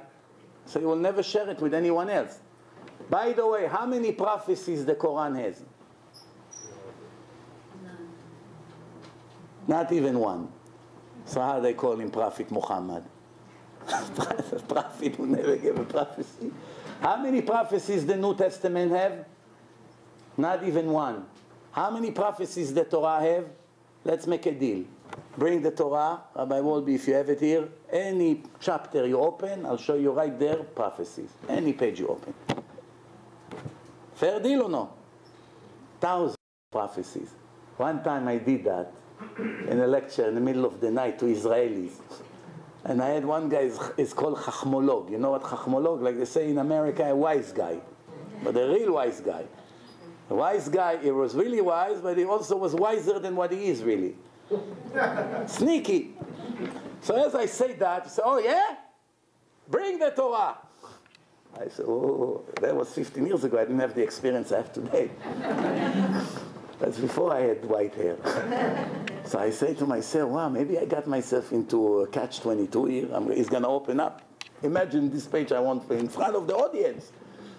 I say, Hashem, I went a little bit too far. You got to get me out of here. This guy got the Torah. He is now, the moment of his life is about to open and prove me wrong. Guess which page he opened? He opened in Parashat Bechukotai, which every verse is a prophecy. Every verse is a prophecy. I start to go, in Bechukotai, begin. This Bet HaMikdash. You go, you build Bet HaMikdash, will get destroyed. The Romans will come, a goy from far away. 1, 2, 3, 4, 5, 6, 7 in one page. So, okay, I got the point. How they say, he sat with the tail between his legs. That's what happened. But reality-wise, in every chapter of the Torah, it speaks about the future. What history book speaks 99% about the future? Do you know a history book who speaks what's going to happen in 1,000 years, or 2,000, or 3,000 years? Only the Torah. Torah is not a history book. It's a book of instructions. Let's give you another example. This is, by the way, what I spoke about in English, but we move on.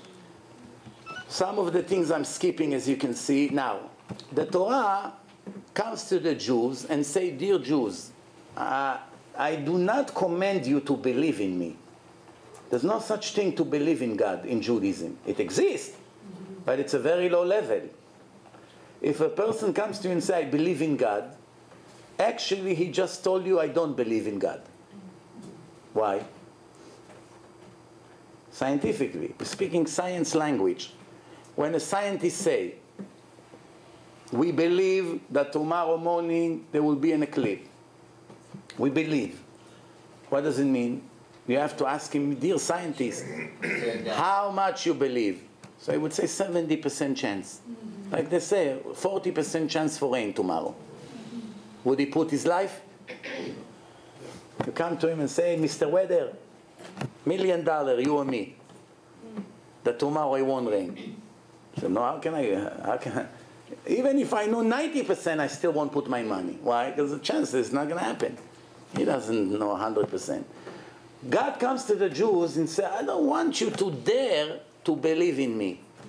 You only believe in me later on after you know me 100% and you know 1,000,000% that I'm here and watching you and judging you and will judge you in the day you die for eternity. After you know all the principles of the Torah, now comes the faith. Let me give you an example. Now you don't know who I am. First time I showed up, I claim I'm the president of Citibank. President of Citibank. Now, if I'm the president of Citibank and I give you a check for $50, if I'm really the president of Citibank, what is the chance that the check will bounce? I make the $50 in a second. My salary, every second I make $50. Worth it for me to bounce a check and pay $30 fee or whatever? Doesn't make sense. If you know someone came and said, this is a check from Bill Gates. How much? $18. Would you cash it to someone? Or you wait 3 days until it clears and then give him the $18? You give him the 18, no? Why? But if you don't know it's from Bill Gates, you don't know. Maybe, yeah, maybe it's fake check. You didn't see Mr. Gates sign the check. Now it's a matter of belief. Hashem say, I'm not expecting you to believe in me before you know who I am. Before you learn to know me. To know means 100%, not 99.9%. 99.9% means you have a doubt. After you know 1,000,000%, everything I say to you in the Torah is real, and I'm watching you, and I created you, and I give you oxygen to breathe, and I give you money, and I decide if you'll be sick or not, and you have children. After you know for sure all that, then comes the belief, the faith. What does it mean, faith?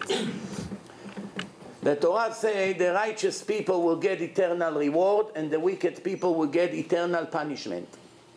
But it's not only going to be in the afterlife, it's also going to be in this life. That a person that will follow God's instruction, in the long run, will benefit. And a person who doesn't will pay the price.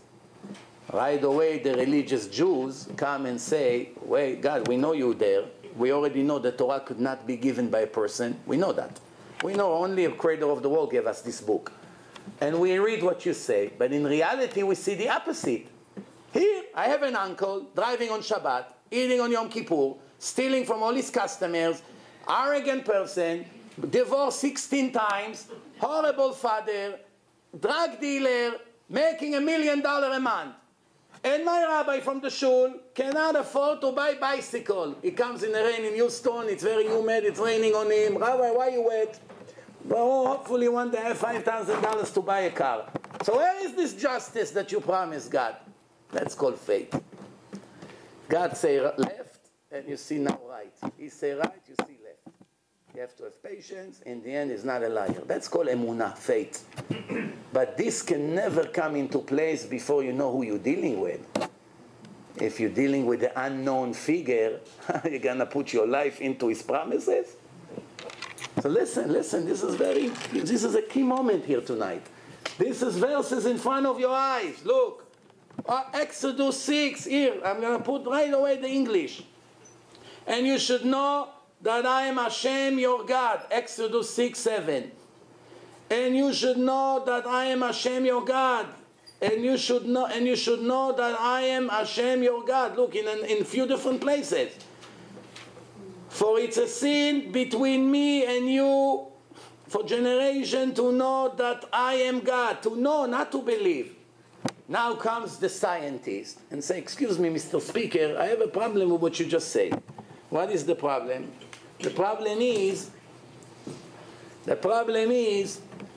I know that when I went to class in science, when I went to science class, I know that the teacher said, what we can prove with our 5 senses exists. What we cannot prove does not exist. So now, you claim there is a God, right? Can I see him? No. Can I taste him? No. Can I touch him? No. Can I smell him? No. Can I hear him in a room? No. So I cannot see him, I cannot smell him, I cannot taste him, I cannot hear him, I cannot touch him. He doesn't exist. Leave me alone. I cannot prove him. Show me one time he exists. Let me touch him. Let me smell him. Let me hear something. Fine. But I cannot prove. What's going to be the answer to this scientist? In that case, you don't have any intelligence, Mr. Scientist. So why? You're a very intelligent person with high IQ. So you don't have any IQ, 0. So I prove, where is it? Where is your intelligence? Can you touch it? Can you smell it? Can you see it? Can you hear it? Can you taste it? They can measure it. How? Show me. With what tools you can measure it? For intelligence and intelligence. With the 5 senses. Well, it doesn't happen. They're just looking for evidence. With 5 senses, remember. We can also prove God with other senses. We're now talking with the 5 senses. You can test the intelligence. Delicious, right? Albert Einstein's intelligence is very sweet. That you can taste it. When Albert Einstein died, they opened the brains to see what changed between his brain to others. And they came to the conclusion that if you sliced his brain, in Israel they sell brains of the cow in a butcher shop. $9.99, brains of the cow. So if you take the brain of Albert Einstein and slice it nicely, put it in a wrap, put it with a sticker, $9.99 a pound, right next to the cow. Do you think anyone would know the difference? Where in this brain now, the holding now, there was the nuclear weapon? Where in this piece of meat? Where exactly is the knowledge? I cannot prove it with the 5 senses. But it happens. 5 senses, it's the tools that God gave us to run our life, to decide things, to understand things. But there is another sense. What is it? Common sense. Common sense. What's common sense? I'll give you an example. I turn the television on here in Texas, and I see somebody that's speaking now live in New York, and I see him in a box here. I cannot prove with my 5 senses that radio waves exist. I can't see them, I can't touch them, I can't smell them, I cannot hear them in the air. Cannot do anything with them. But I'm willing to put my life, holding the Torah, and swear on my life and my family life that they exist, without proving them with my 5 senses. How I'm so brave to risk my life? How? Common sense. Somebody speaks in New York. Now we have a box here. You see him right here in the box. When I was a kid, all day I was behind the television. My mother said, "What are you looking over there?" I said, "Where is the man sitting inside?" It wasn't plasma television in those days. It was big boxes. You could fit a guy inside. As a kid, I remember there were holes in the side of the television. All day I was trying to find out where the man sitting. Today I don't think the kids have this dilemma, because the TVs are like a piece of paper. But when a person says, "I don't believe unless if I can prove it with my 5 senses," then you will answer him, "Why are you getting on an airplane flying to Israel? How the airplane find Ben Gurion Airport?"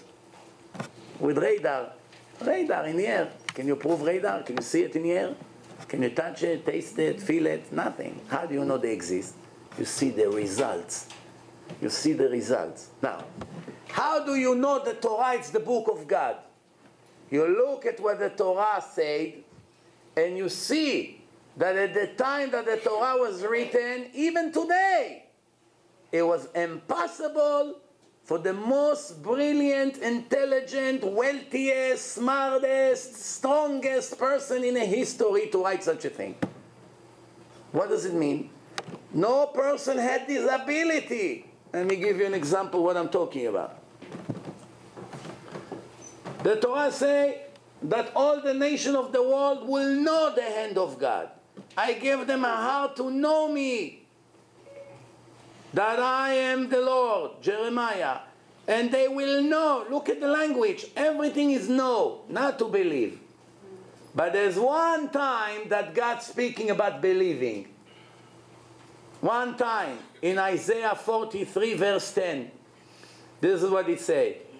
"You are my witnesses, declare the Lord, and my servant whom I have chosen, so that you may know and believe me and understand." Look again.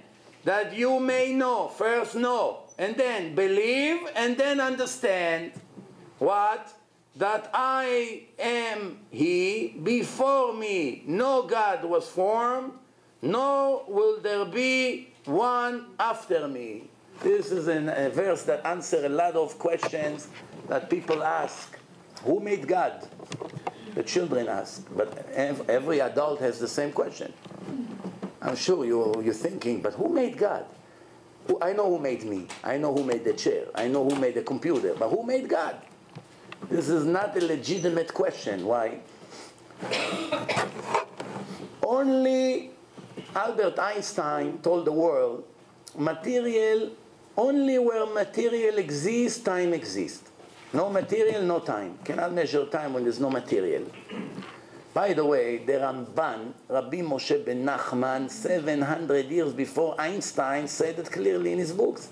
But nobody teach about him in Texas University. They never heard about the Rambam, named Ramban from Barcelona, who had a debate with the priest and in 20 minutes defeated them and had to escape to Israel because they wanted to murder him from the embarrassment he gave them about their Christianity. It took me 3 hours. It took him 20 minutes. 20 minutes, 1, 2, 3. The king said, you won. But the king told him, if you're lucky, if you're smart, is leave Spain today. By tomorrow you'll be dead. They won't tolerate the embarrassment, what you caused them. So the Ramban wrote, time exists where material exists. That's, by the way, the meaning of the first word of the Torah. Bereshit bara Elokim. In the beginning. What does it mean, in the beginning? Beginning exists only where material exists. If there's no material, there's no beginning, there's no end, there's no past, present, and future. Past, present, and future exist only where you have material. When God created material, that second, that millionth of the second, the clock began to run. That's what it means in the beginning. Therefore, time is only where material exists, but God is not material. It's a super spiritual energy that we don't know, we don't have an idea what it is. One of the 13 principles of Judaism and other things in Judaism says that God doesn't have an image, doesn't have a shape, doesn't have a size, doesn't have a color. You're not allowed to imagine him in any way.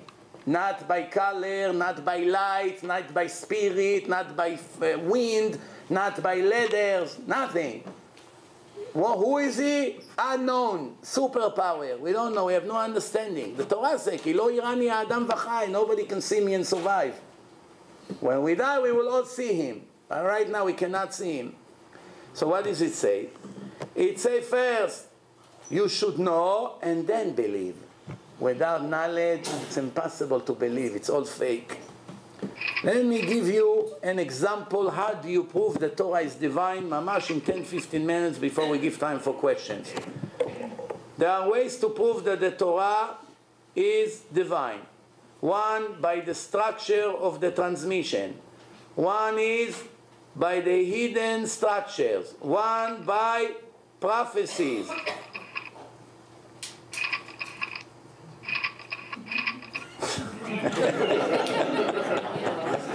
20 years I do it and it never happened.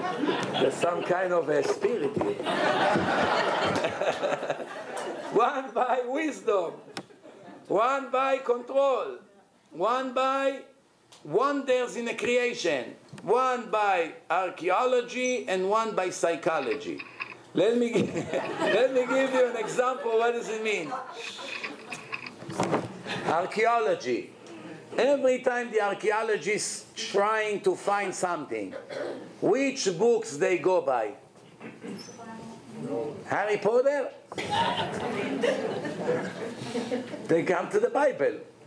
They want to see where Joshua lived. Oh, Joshua had an altar in Areval. Let's go to Areval, begin to dig. They want to find the city of King David. They read about King David in the Tanakh. They found the city of King David. And many other examples. So archaeology proved the Torah is real. Because everything they discover is thanks to that book. So the book is not fake. It has valid information. What does it mean, psychology? Moshe Rabbeinu gave the Torah to the Jewish people. When he gave them the Torah, there are people who try to claim that he made it up. But in less than a minute, you will know it's impossible. Why? Because Moshe wrote in the Torah that all of you heard me live speaking to God. And if you did not hear me speaking to God, how can I fool you? Can I come to all of you now, say I'm the messenger of God, and you tell me, how do we know? Because you all heard me speaking to God a minute ago. And if you didn't hear me, what would happen to me? Huh? Depends if you're Israeli or American. Israeli would stone me to death. Why they would stone me to death? And they're right. Such a faker. Oh, we won't let you leave this room alive. Why? Because Moshe gave them such decrees that if they now found that it was all a scam, of course they should kill him. What's the question? Let me give you an example what I mean. One of the rules that Moshe just brought them is that thousands of them has to get divorced. Why? They married to their aunt. A person marries his father's sister. His father is 40, the person is 22. And his father has a young sister, 19, the youngest in the family. So, your father is 40, you are 22. Your father has a sister, she's 3 years younger than you. You grew up in the same area, by the tent, in the desert. You love her, she loves you, you're from the same family. There's no rules, nobody ever heard such a thing, not to marry your relatives. Sisters, fine, it makes sense. But my aunt, my cousin, what's the difference? Cousins getting married until this moment. All over the world, Jewish cousins getting married. So, what's the difference, cousin or aunt? What's the difference? Same way you did not know cousins is a problem, you would not know the aunt is a problem. It's not, what do I have to do with her? She's my father's sister. It's not my sister. So many of them married to their aunts, and now they have 10, 15 kids. Remember, there's no birth control yet. So each family is minimum 10. So now, you have 10 children. And Moshe just gave you a scroll, and you open it up, and you read, Ervat dodatcha lo tegale dodatcha hi. Cannot touch the finger of your aunt, nevertheless, to have relation with her. She's forbidden. It's one of the restrictions of the Torah. Horrible crime if a person does it. But she's my wife, what do you mean? We have children, we love each other, we 20 years together. Tough luck, buddy. What can I do? I did not write it. Do you ever know a person that would write a fake book and would write about himself that is stuttering? That he has speech issues? Muhammad wrote about him that he's stuttering, that he's... What? Did the Muslims today would ever dare to say one bad word about Muhammad? Did the Christian would write something bad against JC? Show me that book. All the books from the fake religion admire their fake figure non-stop. It's more perfect than God. The Torah, full of Lashon Hara. Moshe, stuttering. Got punished, he did not enter the land. King David made a mistake. Hashem sent him Samuel. Shaul HaMelech made mistake. He got fired. Threw him out from the kingdom. King Solomon didn't listen to God. The women twisted his mind. The Torah says, Vaya Asara be'enei Hashem. After such a legendary life, bottom line, you made God angry. Why? Put it under the rug. Clean. FBI style. Clean what you don't like. Why are you writing derogatory comments on the holiest people in the history? Why?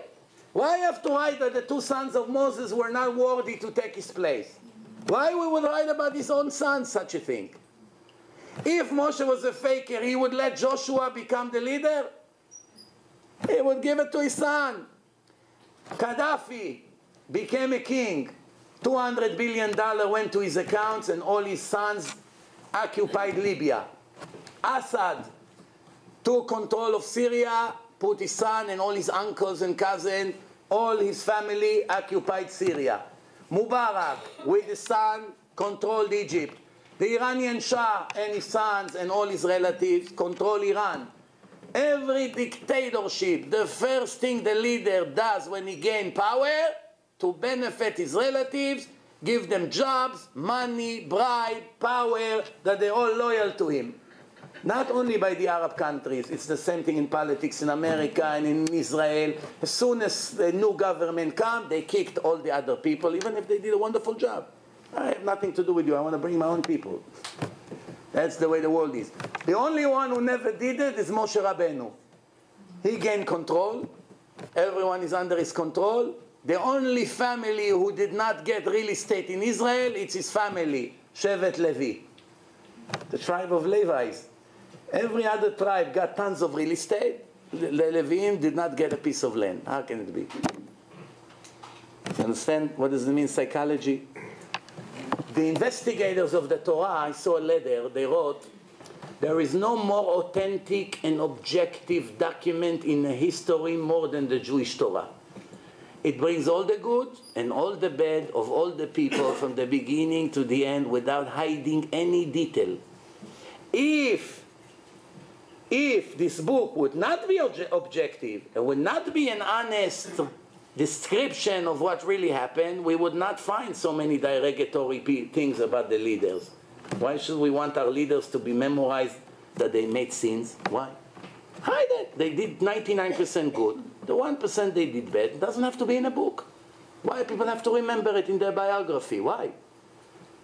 Now, we are now 2 days before Shavuot, the acceptance of the Torah. 2 days. What happened in Shavuot? Hashem said to Moshe 3 days before Shavuot, no man should touch a woman, everyone should go to the mikveh, everyone purify themselves, get ready to accept the Torah, the book of God. All of them waiting. And as soon as Moshe brought the Torah, they just found out that all the meat they prepare for the Yom Tov, for the holiday, were all made by a regular knife. It's not glad kosher.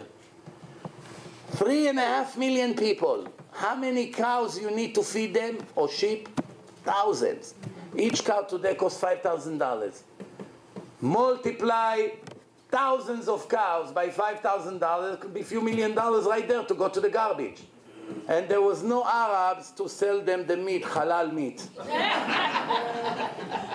Today, you slaughter a cow, the long is not so smooth. Mustafa, I have another one for you. Come, give you $1,000, take the cow.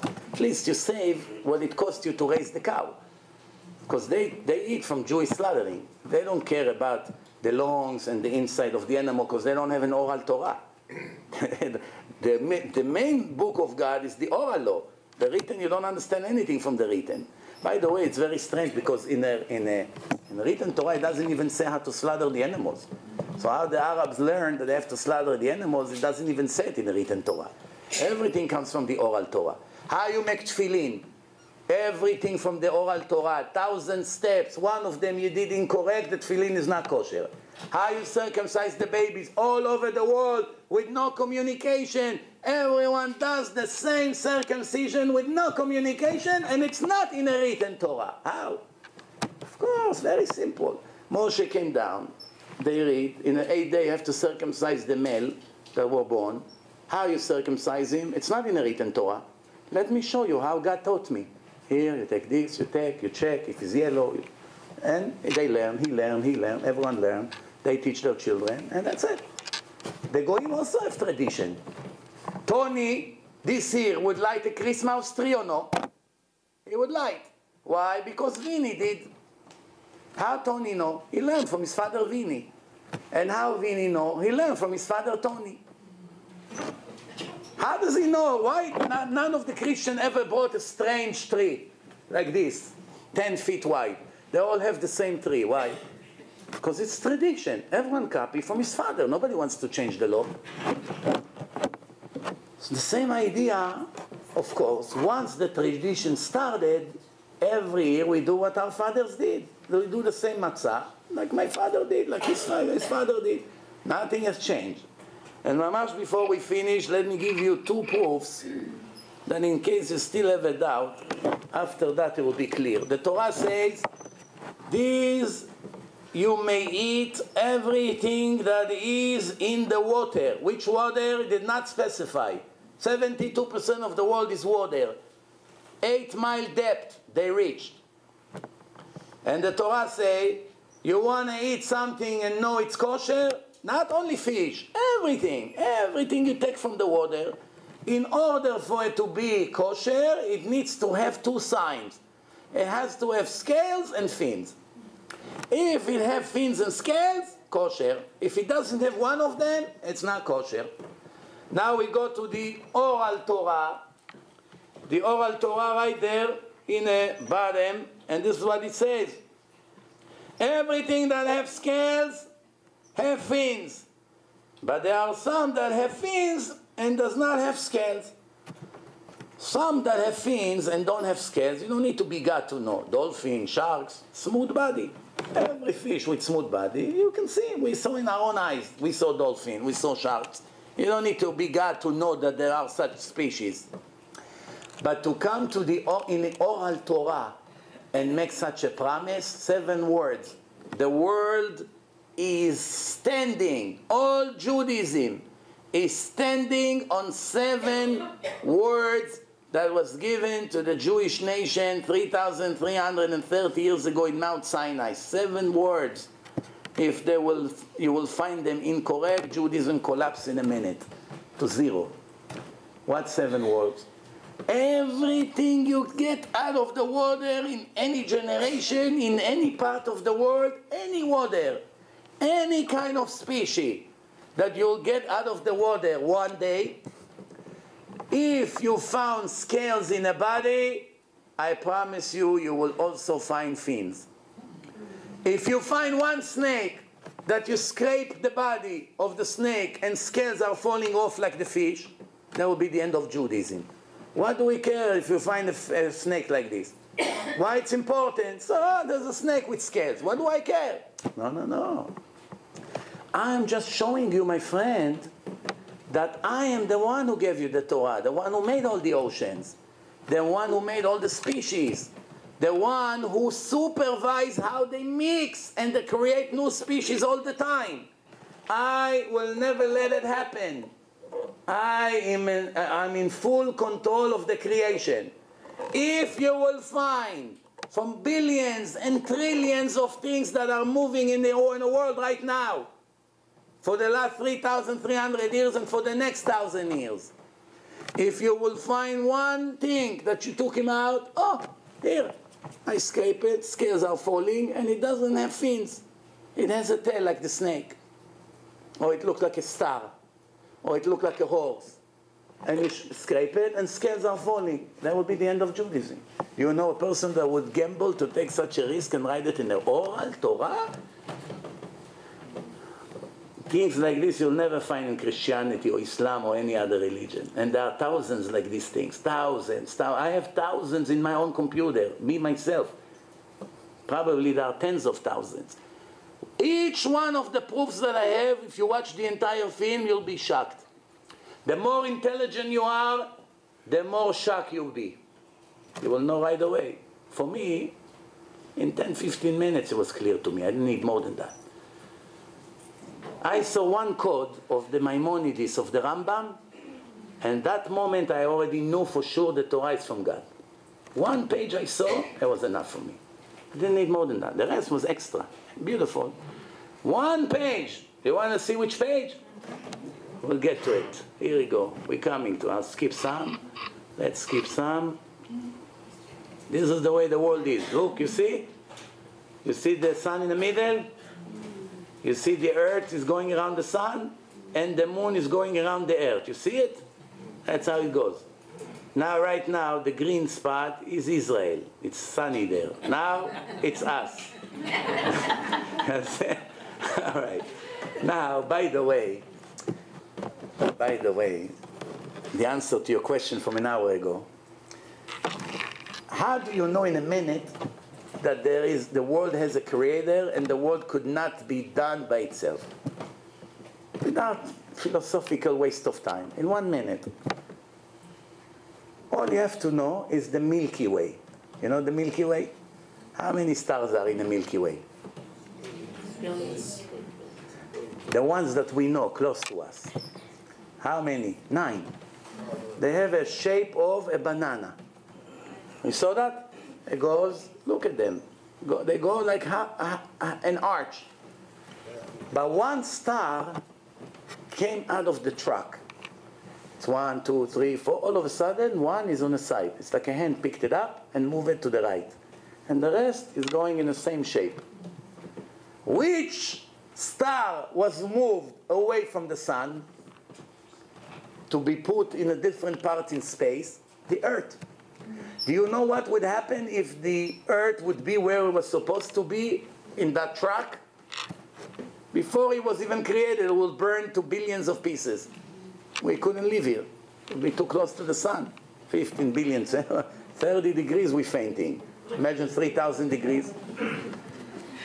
The only place in the universe which is endless, endless, that Earth could be, it's where it is. Coincidence? Even statistically, it cannot be coincidence. Even in university, so why are they wasting our time? You know what it's like?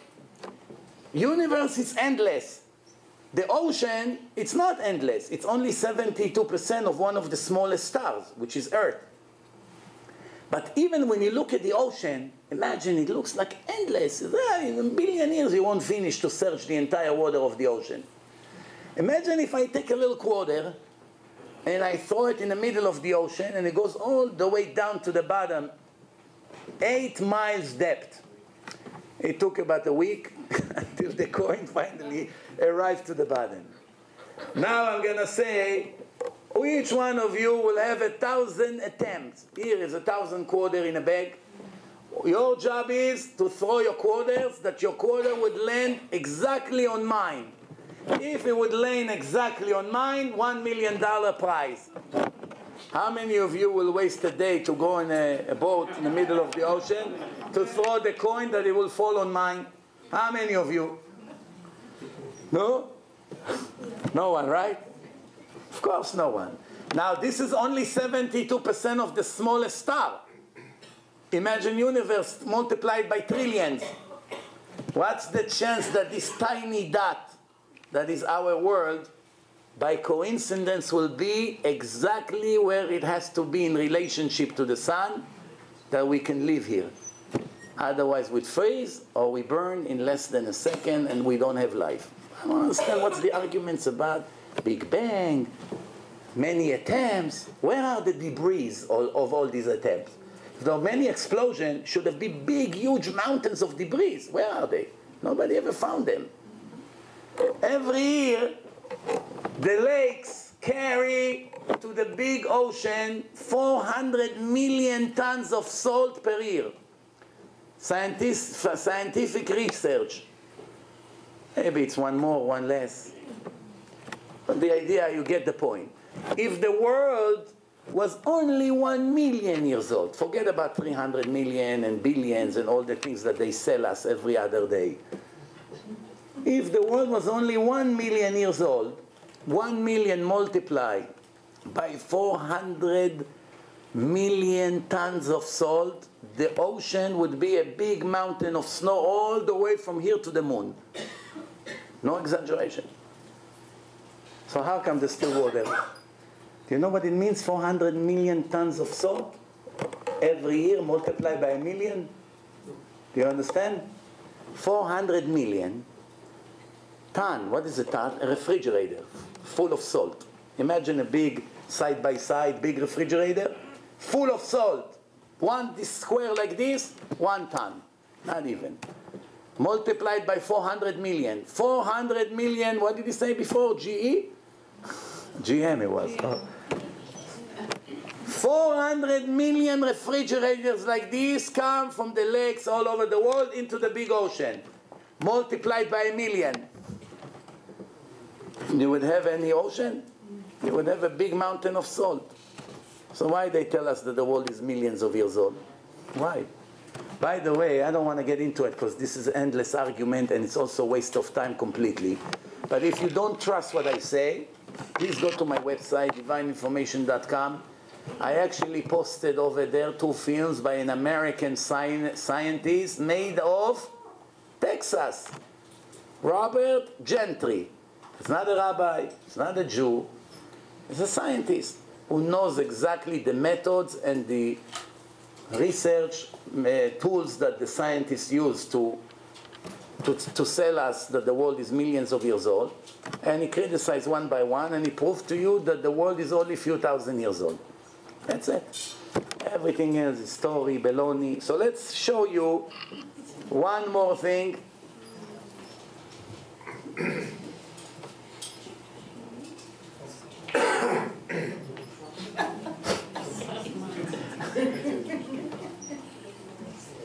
They are not brothers, by the way.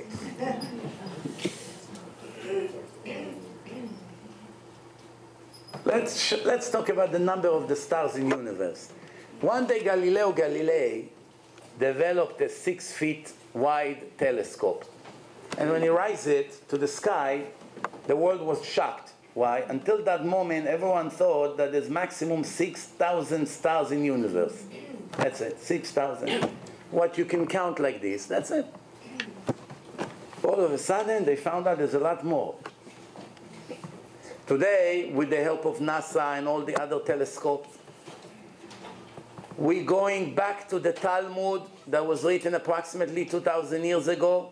And of course, the information was received in Mount Sinai 3,330 years ago. The Torah is telling us the number of the stars that got created in a generation. There were no telescopes, no NASA, no mega computer to count such numbers. Nobody was able to count 19 digits number in those days. Even today, no one can do it. Then you need a very serious computer to count such numbers. Take you 100 years just to count such a number. You know what it means? 19, I think it's quadrillion. I don't even know how to say it. So it's an endless number. So now, the Torah said, God said to the nation of Israel, my daughter, 12 sections I created in universe. And in each one I created 30 army. And in each army I created 30 legion. And in each legion I created 30 raton. And in each raton I created 30 karaton. And in each karaton I created 30 gistera. And in each gistera I hung 365,000 multiplied by 10,000 stars. And all of that I created for you. Who is for you? Who is for you? For the nation of Israel.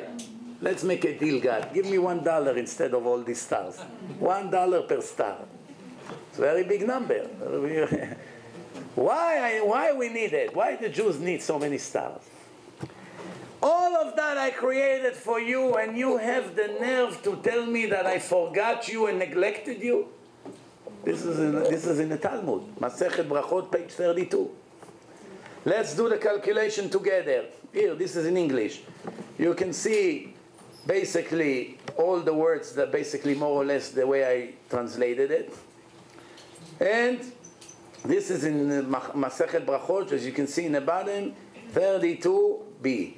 And this is what the calculation is. 12 times 30 times 30 times 30 times 30 times 30 times 365 times 10,000. It gives us 19-digit number, as you can see right here. Let's see what the American scientists discovered. Actually British. In 1990, Dr. T. Brewhurst from Queen Mary College in London had a research with using mega computer, and he found 10 to the power of 19 stars in universe. But the interesting part is, not only he found the same number like the Talmud knew in a very primitive generation. There was no NASA, no telescope, no mega computers, but something very interesting. As you can see on the right side, this is the words, the definition of the Gemara. So the Gemara say, 12, let's go from the bottom to the top. 12 section, I created mazalot, it says, right? So how do we call it? Constellations. And then in each one I created 30 chayil. The right definition for that is host. Legion is the same thing, legion. Raton is divisions. Karaton is battalions. Gistera is camps. Stars are stars, the same name. Not only the scientists came to the same number, which is incredible. You don't know. I hope you understand what you're seeing here. They also came with the same 7 category, one inside the other, without knowing Talmud. This is a British non-Jewish scientist. 1990. He never went to yeshiva. Dr. Brewhurst. Maybe his name was Brokovsky, I don't know.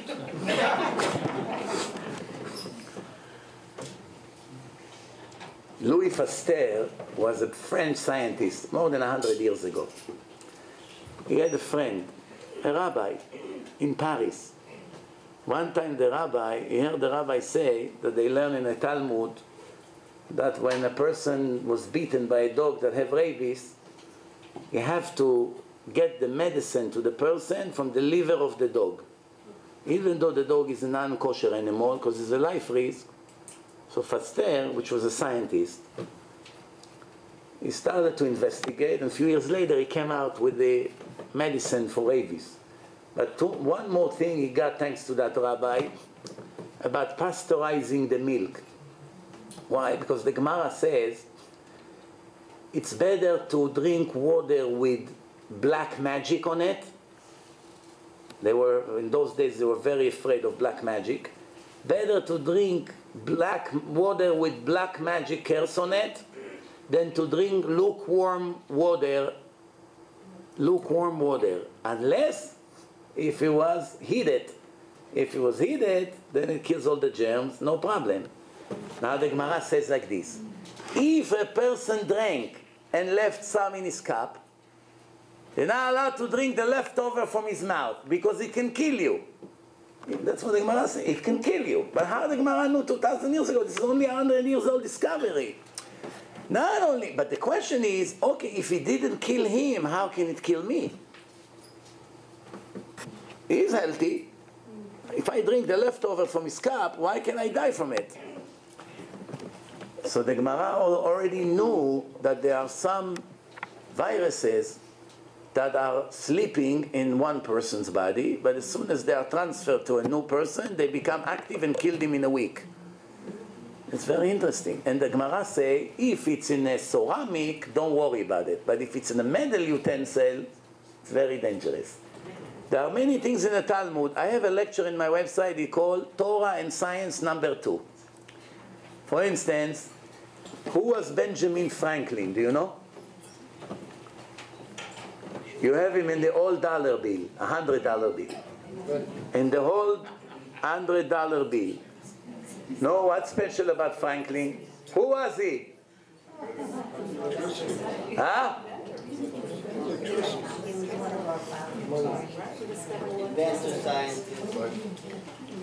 Some people think he was the president of the United States. He almost was. He was a high politician. But he was also a scientist. No.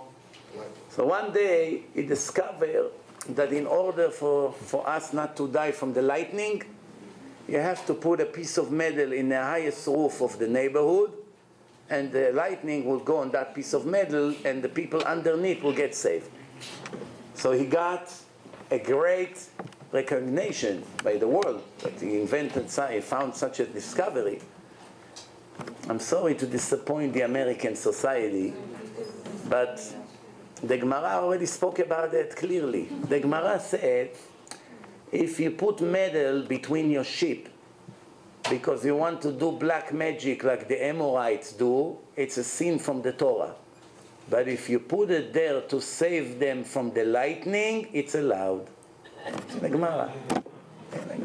Watch my Torah and Science number 2. You have about 50 discoveries that revolutionize the world, and all of them are in the Talmud, and the ignorant world did not even know about it.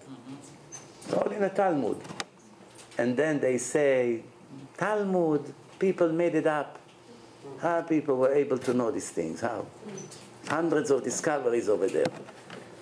The last thing for tonight, the renewal of the moon. The Rambam, yes. The Rambam is the, what do you call it, the Hadran. How do you say Hadran? You know how the rock and roll bands, they say, thank you very much, good night, they go, and then they come back and the whole concert start again? Encore? Okay, I learned another word after 20 years. So the Rambam is the encore. So it says like this, the renewal of the moon, the Jews go by the moon to determine which is a new month. So it says, the renewal of the moon will never be less than 29 days and a half and 2/3 of the hour and 73 parts of the minute. It appears in Masechet Rosh Hashanah in the Talmud, page 25. Calculation, 29 and a half, half it's 12 hours, 2/3 of the hour is 40 minutes, 73 parts of the minute is about 2 minutes and change.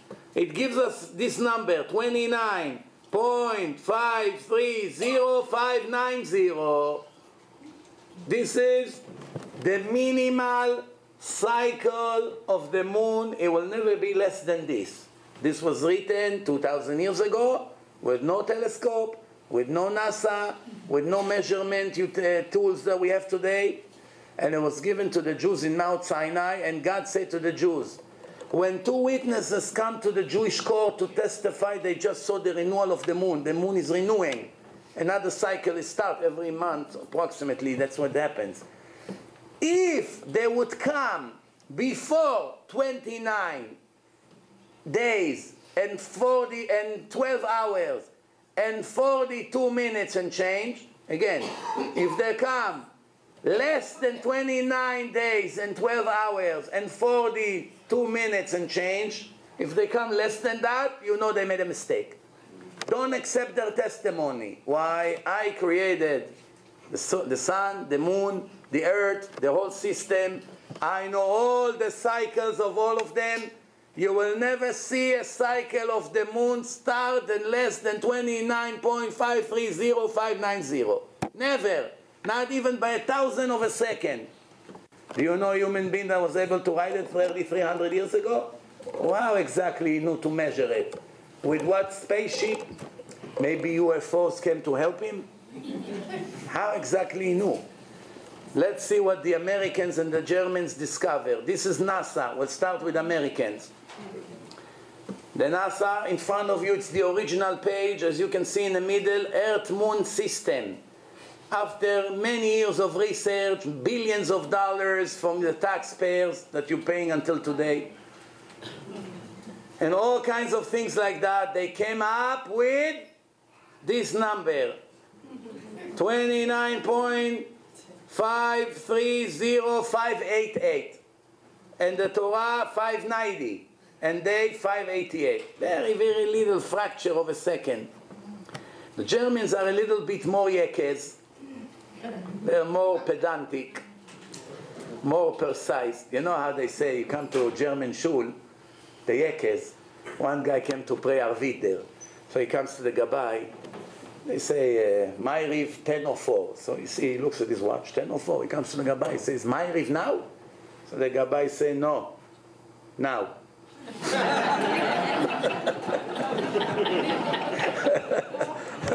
5 seconds, they fight over. One guy brought to the show where I pray an atomic clock. Atomic. I said to him, why? He said, this never go a second left and right. I said, big this, so we pray 3 seconds later. No, some people wants to be exactly. So the Germans are a little bit more precise than the American. Look, they came up with a better number. 29.530589. And the Torah, it's 590. Now I leave you one guess. Who do you think was right? God or the Germans? Or the Americans?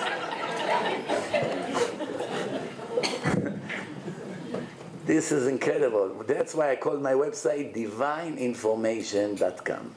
Why? It's all divine. Cannot argue with that.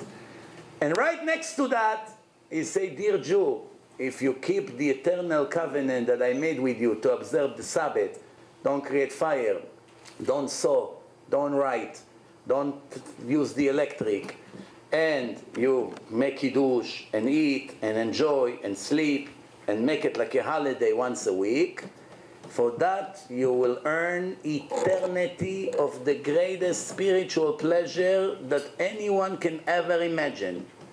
And God forbid, if you violate my covenant, I will cut you out of my nation for eternity. I don't want to tell you, I don't want to ruin your mood here tonight, but you better dig into it to see what's the outcome going to be.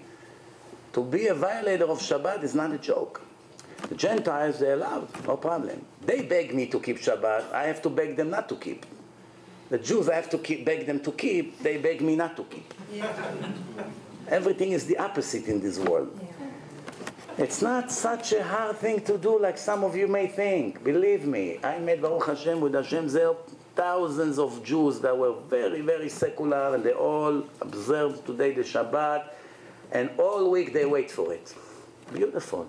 What's wrong with having a holiday every week?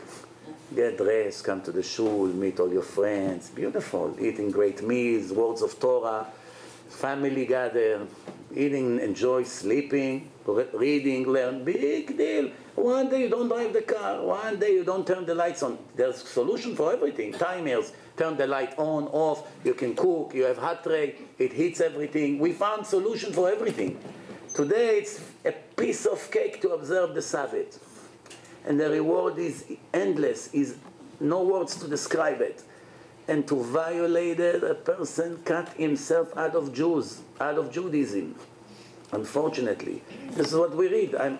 If you ever made Kiddush, you know what I'm talking about. What do we read when we hold the cup of wine? We say, V'shamru bnei Israel et ha-Shabbat, and the nation of Israel observed the Sabbath, לעשות את השבת לדורותם ברית עולם, to make my Sabbath for their generation an eternal covenant. Do you understand what does it mean, eternal? It means trillions of years, it's not even the beginning yet. Eternal covenant between me and the nation of Israel. It's a sign for eternity that I created the world in 6 days, and in the 7th day I rested. A Jew that will dare to violate the covenant that we made in Mount Sinai, God forbid a million times, I don't wish it to any one of you, I will be forced to cut his soul in the afterlife for my nation, for eternity, and he will lose all the promises that I gave to my children. It's a verse in the Torah. ונכרתה הנפש ההיא מישראל. 70-75% of the Jews in this state right now. Unless if they repent, they stop, they start a new page. As long as a person is alive, he can repent. Once he closes his eyes for good, the horrible party begins. Now he has to be judged for everything he did. Ignorance is the biggest enemy of the human being. I didn't come here to make you upset. I didn't come here to scare you. I just came here to read to you exactly word by word what the book of God says. You want to accept it? Fine. You don't want to accept it? Tomorrow morning I'm not going to be here. I fly back. You stay here with your reality. But at least I know I did my best. I proved to you, I think, and I didn't even show you 10% of this lecture, and I'm not exaggerating. You see in the video how much more there is. I think that every normal person, it's more than enough to see that this book is not a creation of a human being. A human being doesn't care if people do not sow on Shabbat, or they not write, or they don't create fire. It doesn't benefit any human being. All these strange laws did not come from a person, because when a person is a faker and he makes laws, he makes sure the laws benefit him before anybody else.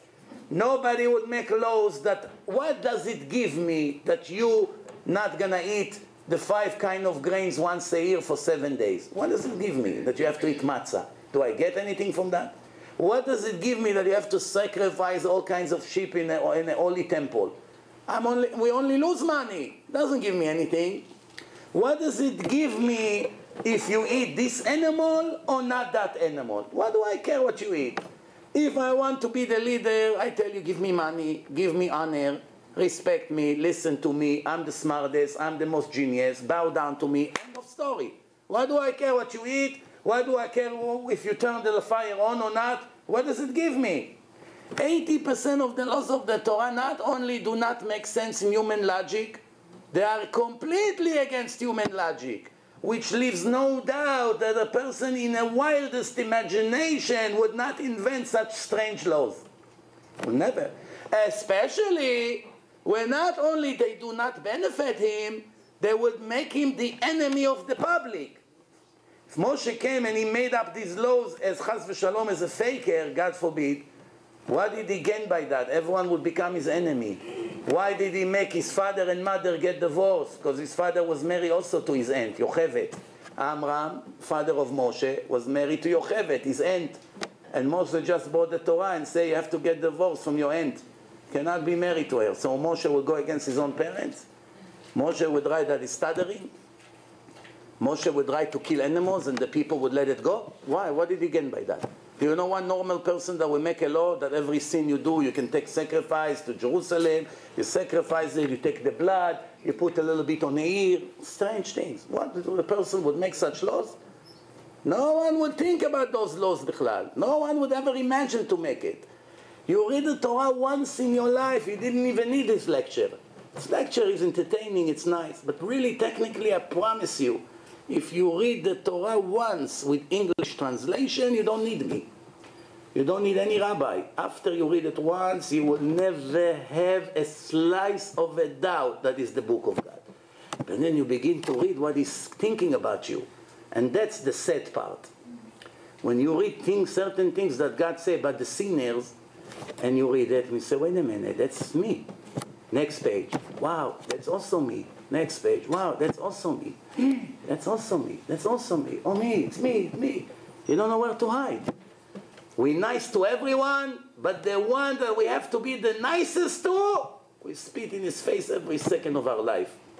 With such an ungratefulness. Who is God? What did he do for me? Why didn't he give me this? Why this? Why that? Why this has happened? Why that? Nobody understand anything. Nobody read the Torah once in his life from A to Z, but they criticize it non-stop.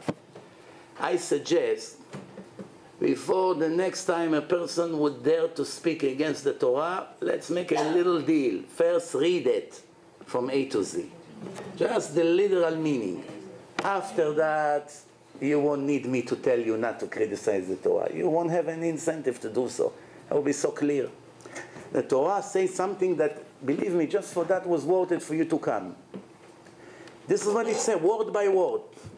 1 hour in the afterlife for the righteous Jews, and by the way, the Gentiles, as I said in the beginning of my speech here tonight, if they keep the 7 laws of Noah, they also go to heaven.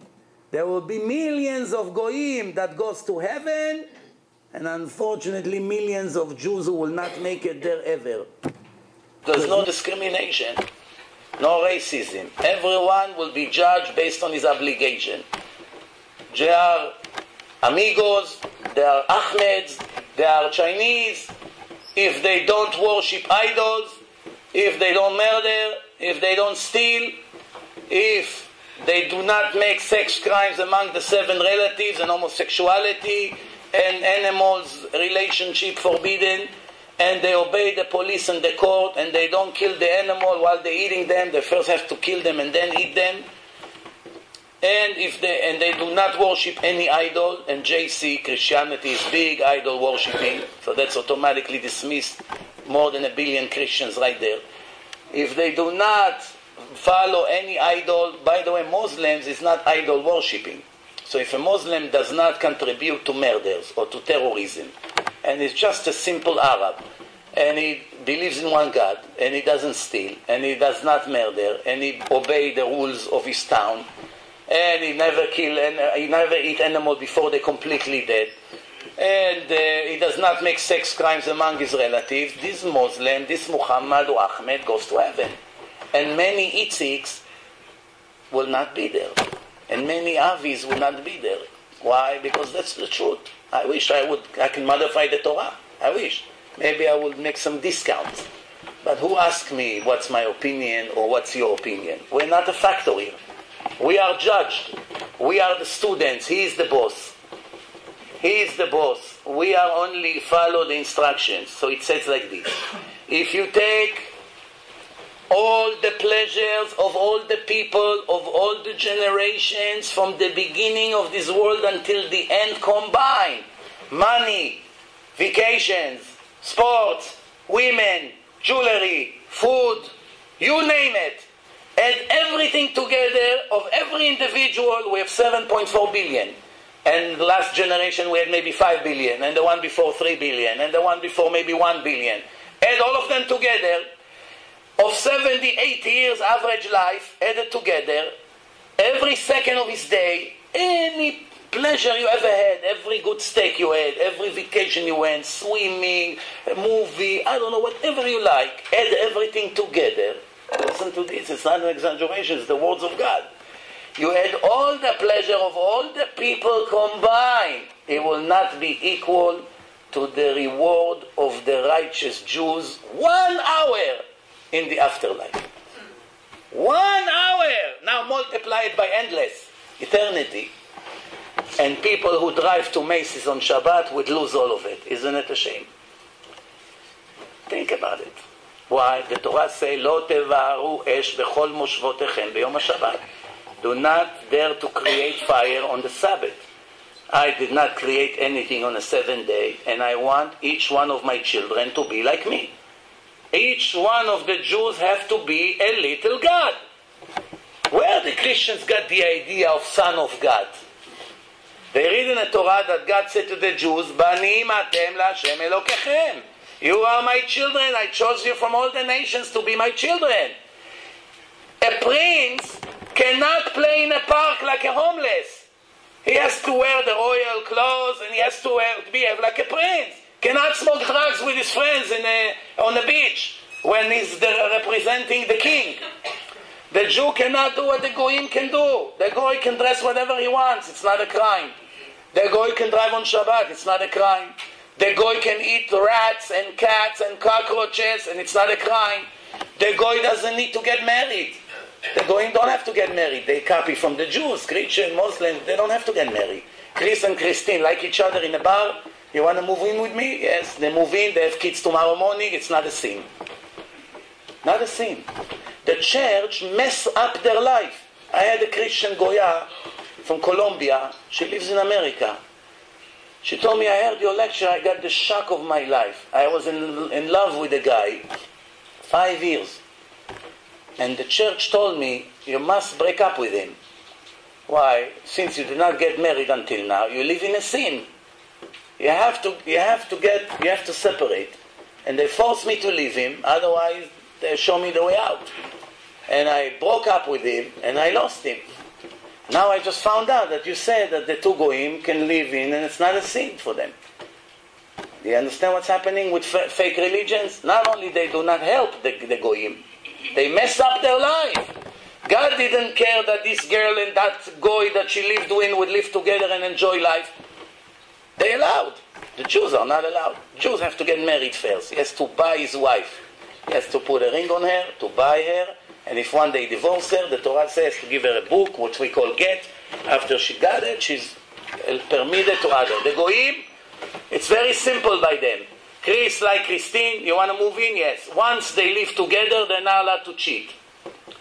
And if one day they want to break up, thank you, it was nice knowing you. She takes her stuff, he takes his stuff, they give back the apartment, everyone goes to his direction. A minute later, she can find another Chris and move in with him. No problem. No sin, no problem. All her life she's a righteous Gentile. And he, no problem by them. There's no sin of wasting seeds by them. They can eat whatever they want. They're not allowed to murder. They're not allowed to steal. They're not allowed to be idol worshipping. If they worship like the Buddhists and the Hindus and the Christians, I told you Muslims is not idol worshipping. But almost the rest of all of them is idol worshipping. They worship all kinds of idols. That's a very big sin for a Gentile, and with severe punishments. Because God cannot stand anyone who worship another idol. And JC, after he died, they made him a god. And he was nothing but a sinner Jew that was kicked out of the yeshiva if he was alive. There's no guarantee that he was even a person like this. There's not one proof that JC ever lived. Did you ever know that? Nobody ever saw him. Nobody ever saw his image. Nobody knows if this story has really happened. It just could be a myth. Not only that, in other cults that are before Christianity, there is exactly the same story like Christianity of a person who was born to a virgin that will be the Son of God and all that. Same story. So they copy it from them. And this story is like the Greek mythology. All baloney. Like they say in English, Bobamaises. That's what it is. And now the code of the Rambam, as you all waited, this is one page who already made it clear to me that after I saw it, that the Torah could never be written by a human being. As you can see, I'm skipping a lot of incredible things. This is, by the way, a code of the Holocaust. People got upset at me that I said the Holocaust was a punishment from God. So I answered, so what did you think? It was a reward? What was it? It was reward? It was coincidence? Where was God? Was he sleeping? The answer, he closed his eyes. Here, it says right here in the Torah. It says, and Hashem said to Moses, one day you lay with your father, which means after you died, this nation will rebel against me and follow other religions. In the country where they will live there. And they would leave me and break my covenant that I made with them. And at that day I would be very angry at them and I would leave them, v'azavtim, and I would block my face away from them.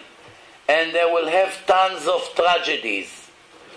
And then they will say, it's all happening to us because there is no God among us. That's why all these tragedies are coming to us. And I will hide my face at that day from them for all the bad they did to me, following fake cultures and religions. Now you may say, okay, that's definitely describing a massive tragedy. But how do you know it's the Holocaust? The answer is, remember what I showed you before? Look again. See this green hay? Count together. From the hay, you count 50 letters, you get Shin. You count 50 letters, you get Vav. You count 50 letters, you get Aleph. You count 50 letters, you get Hey. HaShoah, the Holocaust, in equal mathematical skip that leaves no doubt. It's a punishment from Hashem, whether we like it, whether we don't like it. Nobody asks our opinion here. We can scream and bark as much as we want. Reality, we paid the price. 80% of the Jews in Germany married the Goyim. That was the reality. Almost nobody left the yarmulke on. Beards were gone. They changed the Siddur that they dreamed to go to Berlin, not to Jerusalem. Started to change the Tefillah. In Poland, they were more religious, but there was other problems over there. And Czechoslovakia, and Hungary, and the Arab countries. The plan of the Nazis was to go to the Arab countries as well. And they're already on the way to go to Israel, to go to Jordan, to all these places, to Egypt. And the Mufti of Israel, Husseini, the Palestinian, welcomed Hitler, and there's a big meeting with pictures, and he invites him to Israel. And then, just before he went to the Arab countries, they collapsed. They did not kill the Arab Jews, what we call Sephardi. But 2 countries, they did kill Sephardic Jews. Who? Greece and Tunisia. Tunisia, Libya. Why? Because the French, the Italians, they took over there, and life was very European over there. Everyone speaks French, Italian. And the Greeks left the Torah completely. Saloniki used to be a center of many big rabbis and yeshivot. Just before the Holocaust, there was a massive turn down. People left the religion, and the problem happened. We do not know why God does what He wants. I'm not the speaker that was sent from heaven to explain His actions, definitely not. I can only do the best we can by reviewing His book, what He warned, and what the book indicates. To swear on my life that the reason that it happened in this country and the other more or less, I of course cannot do it, because I don't know for sure. But we definitely know that when something like this happens, it's not a reward. It's obviously a punishment. When millions of people die like this in such horrible situation. So why people get upset? Because nobody wants to admit we brought it to ourselves. Nobody. It's much easier to blame God. And God already said that we're going to blame Him. Where does He say that?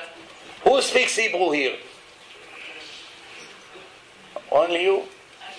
Only. Okay, so now you tell me if I translate correctly or not. Ivelet Adam tesalef darko ve'al Hashem iz'af libo. Translation: stupidity of the human being will turn him away from the way of God, and he will blame God. Got it? when a person go against Hashem, who is he blaming in the end that he didn't succeed? Not himself. Nobody criticizes himself. It's like the kids. When you tell him, why you got 40 on the test? It's my teacher. It's never his fault. It's always the teacher. This is the code of the Rambam. Where is it?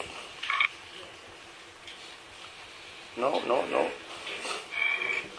Here it comes. Look how many beautiful things we have on the video.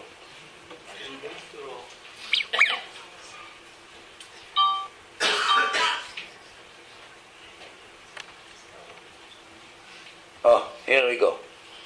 That's it. One day, a person was born. He lived in Spain. His name is Rabbi Moshe ben Maimon. His nickname was Rambam. Rabbi Moshe ben Maimon, abbreviation Resh Mem Bet Mem Rambam. First name was Moshe. He was a doctor. He was a mathematician. He was an astronomist and philosopher and rabbi, and he wasn't just another person. There was a statue of him by Washington, one of the greatest 18 people ever lived. I always make fun that I say, imagine if they knew all the rabbis in the Talmud, Washington would have to be full of statues. They only knew the Rambam. The Rambam is not even 1% of everyone who is mentioned in the Talmud. So imagine if they admire him so much, imagine they had to put all the rabbis of the Talmud, Washington, all the way to Houston. It would be a huge line. Who are you? Rabbi Akiva. Who are you? It reminds me of a good joke. One Jew and an Arab had an argument, which religion has more rabbis, more smart teachers. So the Jew and the Arab say, okay, I tell you what, every chacham that you mention in Islam, you pull one hair from my beard. And everyone I mention from the Torah, I pull one hair from your beard, and we'll see who's going to left with the beard in the end. So the Arab say, okay, it was my idea about the beard, so I start. So he said, okay, say, Atallah. He pulled one. So the Jew screamed, Ay, Mustafa Ibn Rahim. Oh, 2, 3. After 10, 20, okay, you're done.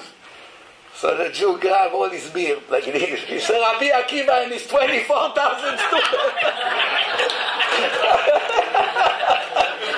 Right away, shamed him completely.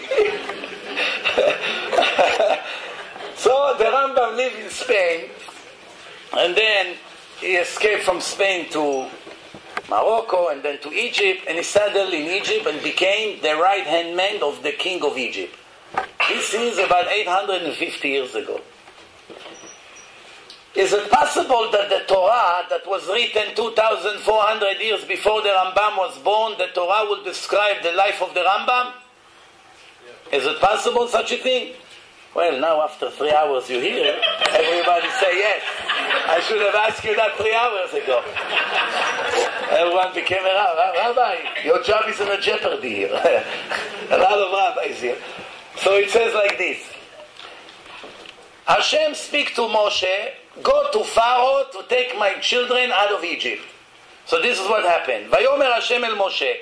Hashem said to Moshe, Pharaoh will not listen to you because I want to multiply my magics in the land of Egypt. And Moshe and Aaron did all the magic in front of Pharaoh, and Hashem tightened the heart of Pharaoh, and he did not send the nation of Israel out of his land. Okay. Now, there used to be a big rabbi, his name was Rav Weiss Mandel. He had photographic memory. About 60, 70 years ago, there was no computer. He was able to see a page and see things inside, patterns that we cannot see. It's a gift. So he said, this way before computers, this code. There are information here in the Torah about the Rambam. How can it be?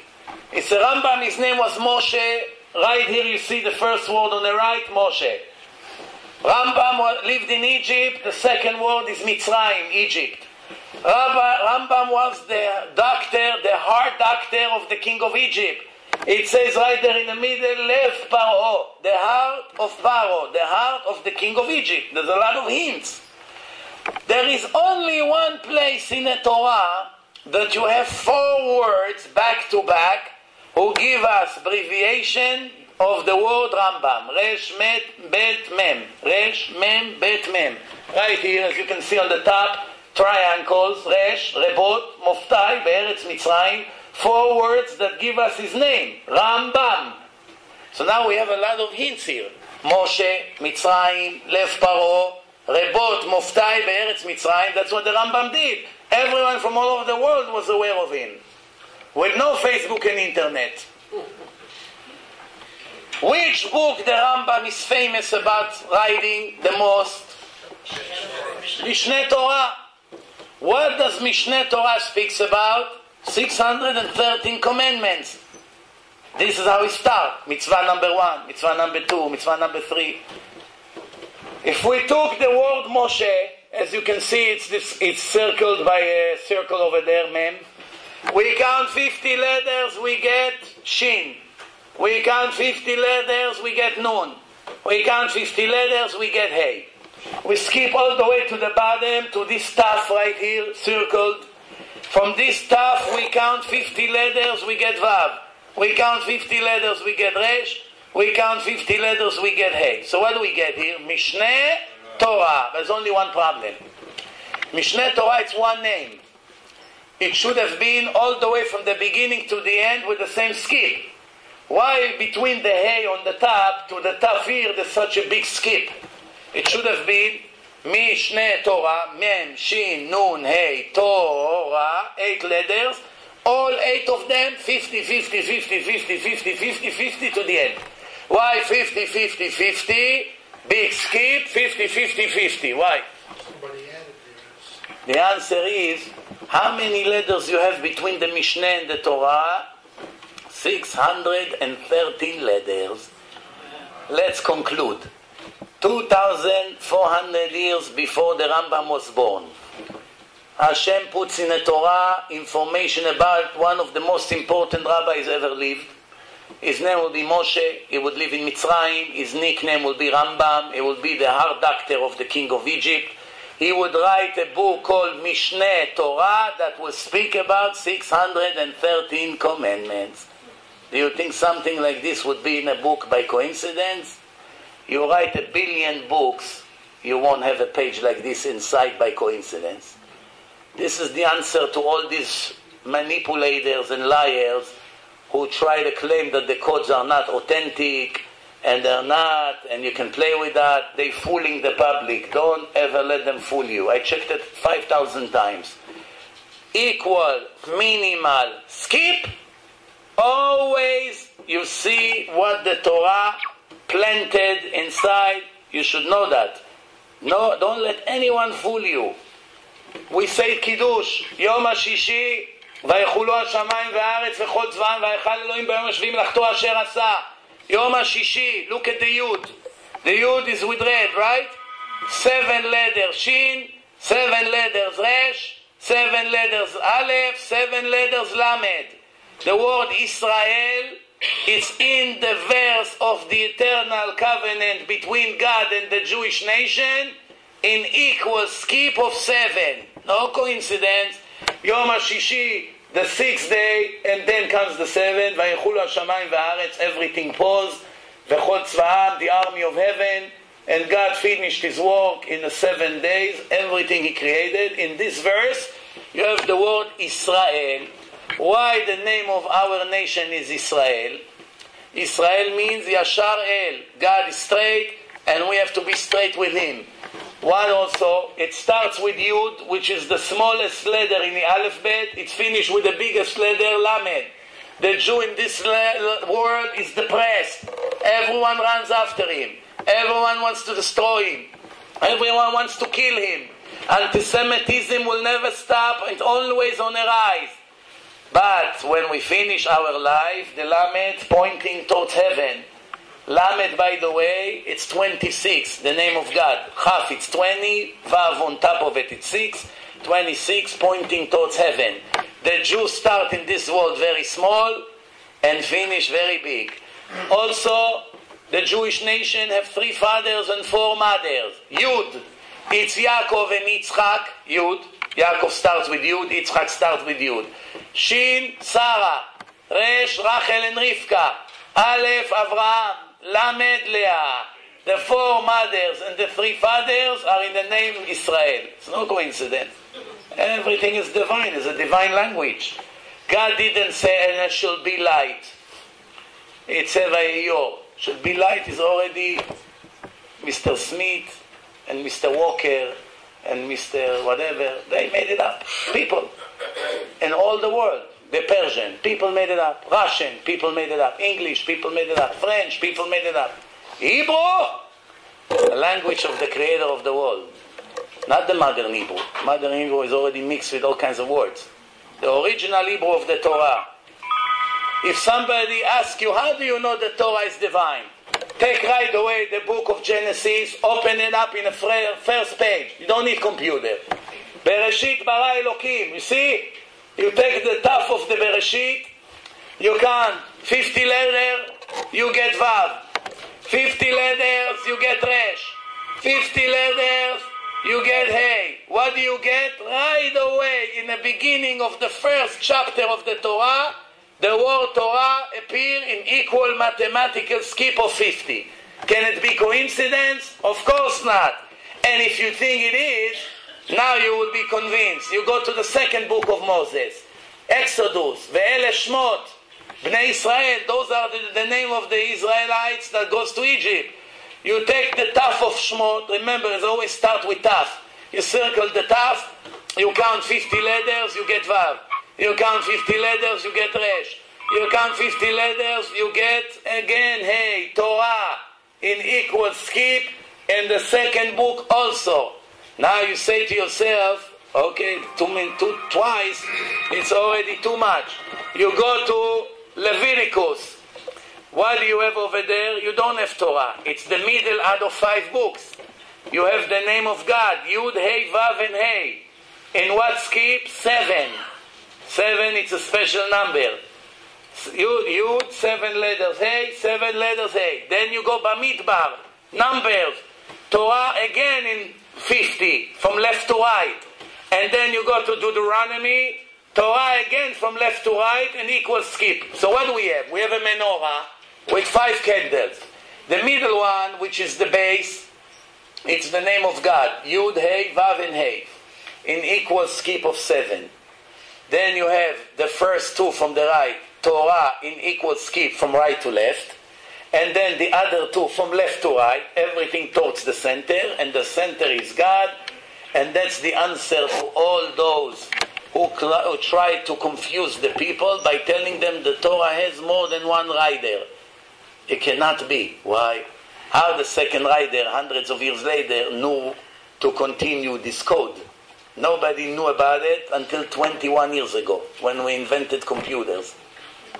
Without computers, there was no way to know that those codes are hidden inside the text. How we didn't know exactly to continue that one letter would not move?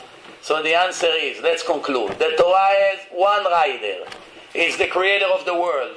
He took us, the Jewish nation, and he chose us from billions of people to be his diamonds. He told us, your mission in life will be harder than the Gentiles, but I will reward you for that. You're not doing it for free. I want the women to dress modest. I want you to eat kosher. I want you to be honest in a business. I don't want you to steal. I don't want you to lie. I don't want you to deceive. I want you to have faith in me, to trust me that I feed you and I take care of you. I want you to observe the Sabbath. I want you to celebrate the holidays. I want the men to learn every day Torah, minimum an hour, the minimum. You can listen to Torah by tapes. You can come to lectures. There's some activities. You come, you enjoy. It's beautiful to learn Torah. Nothing in life is more interesting than learning. So the more you get into it, then you cannot live without it. And all this, believe me, it sounds a lot harder than what it is. After a few months, you get used to it. That's it. You enjoy it. You enjoy it. You wait for Shabbat. Kosher food. Today you have everything kosher. You go to the supermarket, half of the items, or you, okay, this, kafke, almost everything is kosher today. I go to places that nobody believes there's no Jews over there. You go to the supermarket, half of the products are kosher. You go to Costco, glad kosher meat. Costco, glad kosher, vacuum packs, great, fresh, everything. cheese, you have everything. No matter, it's very easy to be a Jew. In the old days, everything has to be manually done. It's very complicated. But today, very easy. To keep Shabbat, like I say, very easy. Any question before we conclude? Now it's your time. You had enough. Yeah, here we go. They just showed us recently that the Torah wasn't placed even in Germans. A little bit louder. I used to be in the Air Force. I became a little deaf. Huh? You just showed us the precision mathematically in the Torah. Yeah. In, I believe it's Kings 1, there's a passage that describes a large basin. And it says that the diameter is 10 cubits and that the circumference is 30. Now, based on that, I was expecting it to be pi. I was wondering why that is that. So this is what it's saying. You know, there were big arguments what pi is. In the end, they came 3.14 with some more digits after. You should know one thing. Through the entire Torah, the Torah speaks in even numbers. It doesn't break the number to a lot of fractures, which means even in the Talmud, when Chachamim spoke about the pi, they did not go to all the little. They say it's approximately 3 to the 1, which means 3 times more. They didn't speak about the 14. Why? For a few reasons. In those days, people did not have the ability to start focusing on all this. Today we have calculators, very easy, everything is done for us. But people made it even number, even in weights. If it was a little bit less, they put 3 things, and so this is the way it was. Yeah. Actually, the 3.14159 is exactly in that location there, hidden as a code. Yeah? I don't know what exactly he's talking about. I've seen it. Actually, I You've seen it? The name of Hashem, Shin Kalev. That's the numerical. No, you know what? I'm not sure which pasuk you talk about, but I would trust on what this gentleman says. But even if it wasn't, it's not an indication of a mistake, because this is the way it is. Okay, one more question. We'll take advantage now. Does anyone here, after this lecture, who still have a doubt that the written Torah is the book of God? Don't be embarrassed. Tell me. Nobody. Anyone here has a doubt that the oral Torah is the book of God? Nobody. Next question. Anybody here think it's time to wake up and start changing a little bit our lifestyle before it's going to be too late? Who wants to stay the same exact way before he came here? Raise his hand. Nobody. I think the job is done.